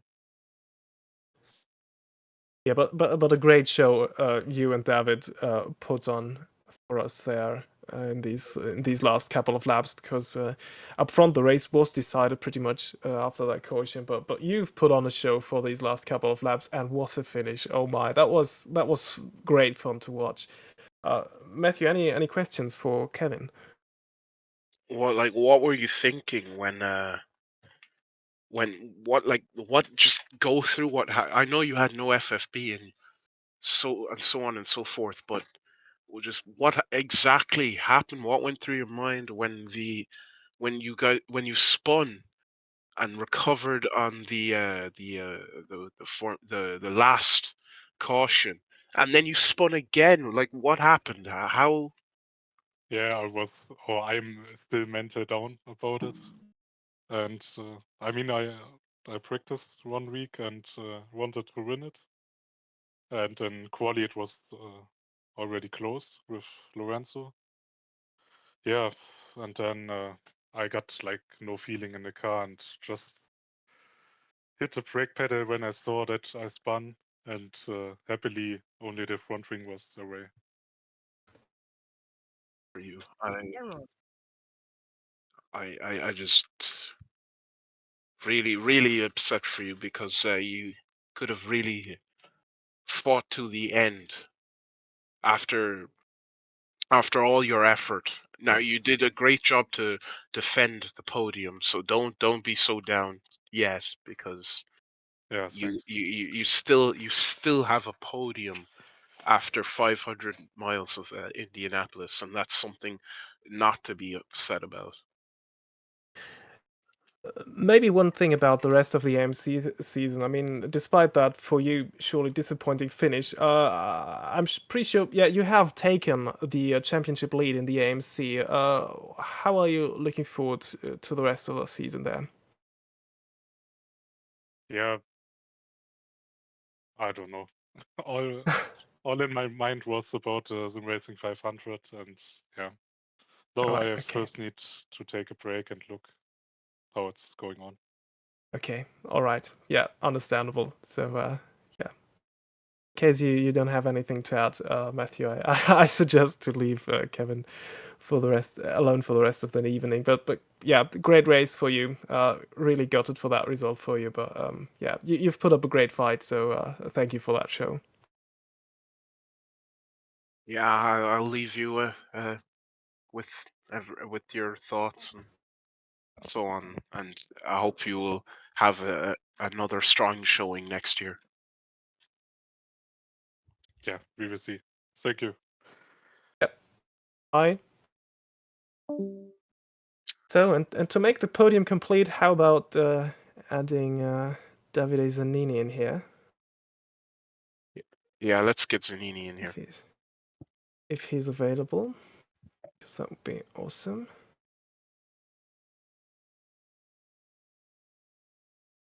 Hi, Davide. Great race from you there. You seemed like you were able to fight for the win of the Sim Racing 500 at some point, but then that unfortunate pit lane incident happened. Talk us through that incident. What happened there?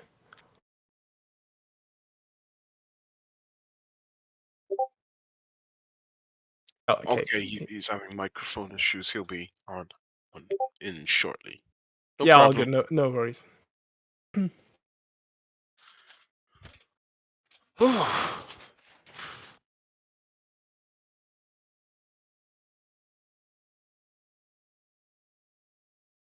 you hear me?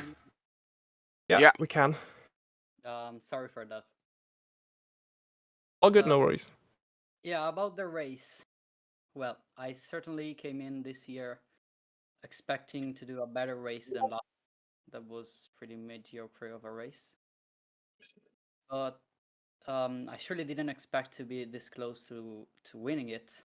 Sadly, after the end of the final caution, I tried to catch Turby, but it was just too fast. Nothing to say. He's such a good driver. He gave me 8 seconds in 6 laps. Yeah, that really was impressive. Now you spun in the pit lane and crashed when you came in alongside Kevin, I think. Talk us through that. What happened to you there? Because it was hard to tell from our perspective. Well, I was really stressed for that battle because I knew I was very close to the win. I didn't expect Kevin to come in the pits with me, so it was a bit of a surprise.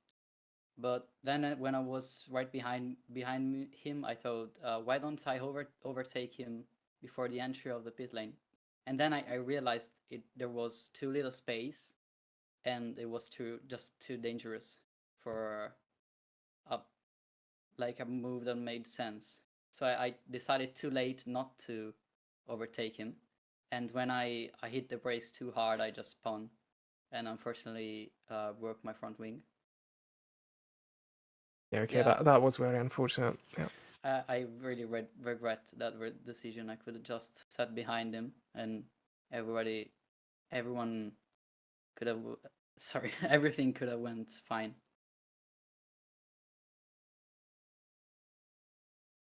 Yeah, but it's great that you were able to give us that insight. I mean, in the end, it was still a great recovery drive for you, and you finished second. So yeah, absolutely fantastic drive from you there. Anything to add, Matthew? There's not really much I can put on top of that. It was just the recovery of recoveries. Like, you never gave up. You took a bad situation and you turned it around, and for that I commend you. And I don't know how lucky you were. And I made my conspiracy theory about Juho crashing for you to have the chance, but I'm sure it's just vaporwave. So yeah, it's Crush Gate all over again. But no, actually, we were in BC during the race, and it was really sudden. He was having rear problems with his toe in, I think, since like 10 or 15 laps. So he was kind of used to it, but I think he was out of turn 2. He suddenly lost it because of a snap over oversteer.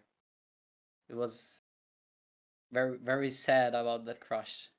It surely wasn't on purpose.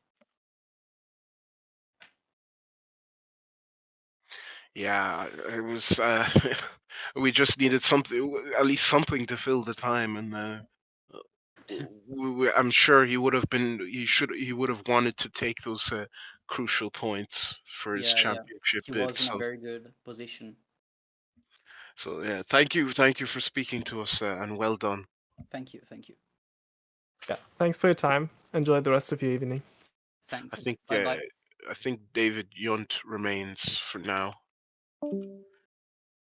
Yeah, I don't know if he's still there. I mean, we had the entire podium, but let's see if David is still there. I mean, even not some very interesting insight we got there from the drivers. He's here. So David Yunt, 0.08 of a second behind Kevin Peters, and you played the part of Alan Prost very well in this race. You were always there in the background, lurking but not acting, and then you acted in the proper moment, and it was one of the best intelligent drives I've seen for a long time. So talk us through these last laps and that battle you had with Kevin there. I mean, I mean, he already put on a really nice show. I mean, like, he slips there, loses front wing, and then he kind of just tries to give him me again when he warms the tires, then he spins around, and like, whoa. I thought, I don't know, I was at the restart. I mean, Kevin already came blazing by. At that point, I did not have like kind of, I don't know, enough information on how good I would be on, like, I made a repair stop that took me 9 seconds at the last giving, like, of a safety car. Repaired the car, got new tires, and I mean, I had fuel anyway, and it just got in looking how much I just wanted stability mostly, and like I was more or less fourth anyway, so I tried something and have better tires. And then, of course, the car was most of the time feeling good. It's just, I don't know, maybe it's me at the top end, or not going too tight, or not risking enough, not being too much into it and such. Maybe tiny bits. I mean, it was already noticeable that there is a gap when you see like what Lorenzo and Kevin put in for lap times. And that's just that gap you can't just like close up with consistent driving alone. But yeah, I was like looking at the last like 8 laps what could be possible. Like Lorenzo just checked out. Davide was not that far away, but he was too far away to get his slipstream again. Since like the restart, I expected the call, and then they just went, and I'm like, whoops, didn't quite go with them. Then I still had some slippery moments. Front end kept washing out several times. I sometimes had to go throttle. I saw Kevin coming. I was like, even if he doesn't have new tires, he's gonna eat me up. But like, he got past me, and then I still kept up with him, and maybe his tires went off, and so I kept close with him and overtaking at some points. But also, I think he's like gear setting is like last gear was really good, because I shifted up to like overtaking gear, and I could barely like clear him, and he was still like being really fast. So it was difficult to get a good run on him. So I got them like twice, and I think the last attack was just unsureness of are we on the last lap yet, because I think either I didn't see. Sometimes looking at getting the messages of the game is difficult, because my ultra-wide monitor, I have to look right to the left, to the right instead from the track. So maybe I've missed the call for last lap, but my like last attempt at turn 3, I didn't. If I had cleared him and would have gone in ahead of him, maybe he could have outracked me himself, or maybe not. Depends how slow I would have been at the apex because of the speed. But I hanged out around too wide, was too slow. And then, of course, I got that run, but it, as I said again, his last gear was really good, so it was just not enough to steal it again. But to be honest, after what happened all through the race and I'm not sure if I should go into that, but some unstrategic driving most of the field, and me finally getting up to like a top 5 spot and being like kind of safe from more or less being lapped or losing too much, I think I was gonna be happy with 4th anyway. Yes, so thanks for retelling the race from your perspective. Very interesting stuff. Yeah. Anything else to add, Matthew? I really don't have anything to say. Like you said it all there. You just played it carefully something that many people don't do in the Indianapolis 500, or many people just don't do in sim racing in general, myself included. I just am very proud of the intelligence that you used to bring the car home safely and pick up vital points for your championship bid. You know, that's also always kind of my approach, like endurance racing or like even Indy cars endurance racing, kind of, because 200 laps is not something short. You gotta like think of the long run, and at the start of the race, like I started in the wrong gear and then people flew by, and then I saw I saw backflips, I saw spins, I saw crashes. The guy ahead of me avoided the car like by inches. That's just like losing stability and such. I'm like, whoa, so close. Like, no offense, but if the field gets cleared to some extent, it's gonna be a bit more, I don't know, clean and a bit more calm on track.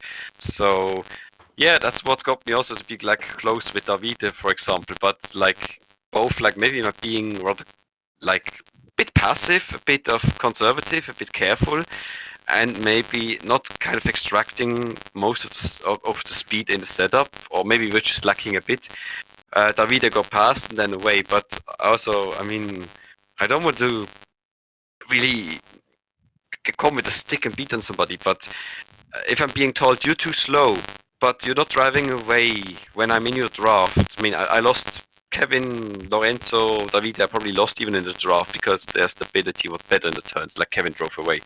I mean, before we had the battle, but if you're being told too slow and I have a battle with somebody and I'm still fighting that guy and you're not clearing, and to be honest, you're 2 laps down, then you don't expect me to really like say I understand that, because I mean I'm fighting somebody directly, like maybe I'm a few tenths slow per lap, but you know the other guy's not there, so it's not really nice to be in there. But yeah, I mean I kept a calm head and finished. That's it. I call it how I see it. If someone is saying that you are slow and you finished and they didn't, well, there you go. They didn't finish, so there's no merit to that. No merit to their opinion, really. If you have to finish, that's the goal. 500 miles is a long distance, so yeah, that's what was prepared for, kind of like. I mean, we see how long we took to complete it, and I just wanted to complete it also, like have no damage or anything, or just get engine, like pop it and just do it. So yeah, I mean that's also why I got lucky, like the damage repair, and to see if I could fight Kevin. Maybe that enabled me to fight him, but we don't know. It's just it wasn't really needed, but okay, fine. I'm absolutely happy with 4th, and we'll see. I will miss Road America, but that happens. At least I was here for double points. indeed. so- Thank you very much. Yeah, thank you, David, for your time. Thanks for talking us through and giving us your perspective. Yeah, and best of luck for the rest of the AMC season. So yeah, hope to see you out there on track as well. Thank you. So, Matthew, I think that's a good point to wrap it up here. An amazing sim racing 500 we've seen here today. Yeah, I think we can only look forward to the rest of the AMC and the next sim racing 500, which will hopefully take place. So yeah, that was absolutely amazing. So yeah, It was a pleasure. I don't know if I'll be there for the next one, but if I am, I will certainly I will certainly oblige in returning for commentary once again if I am wanted for it.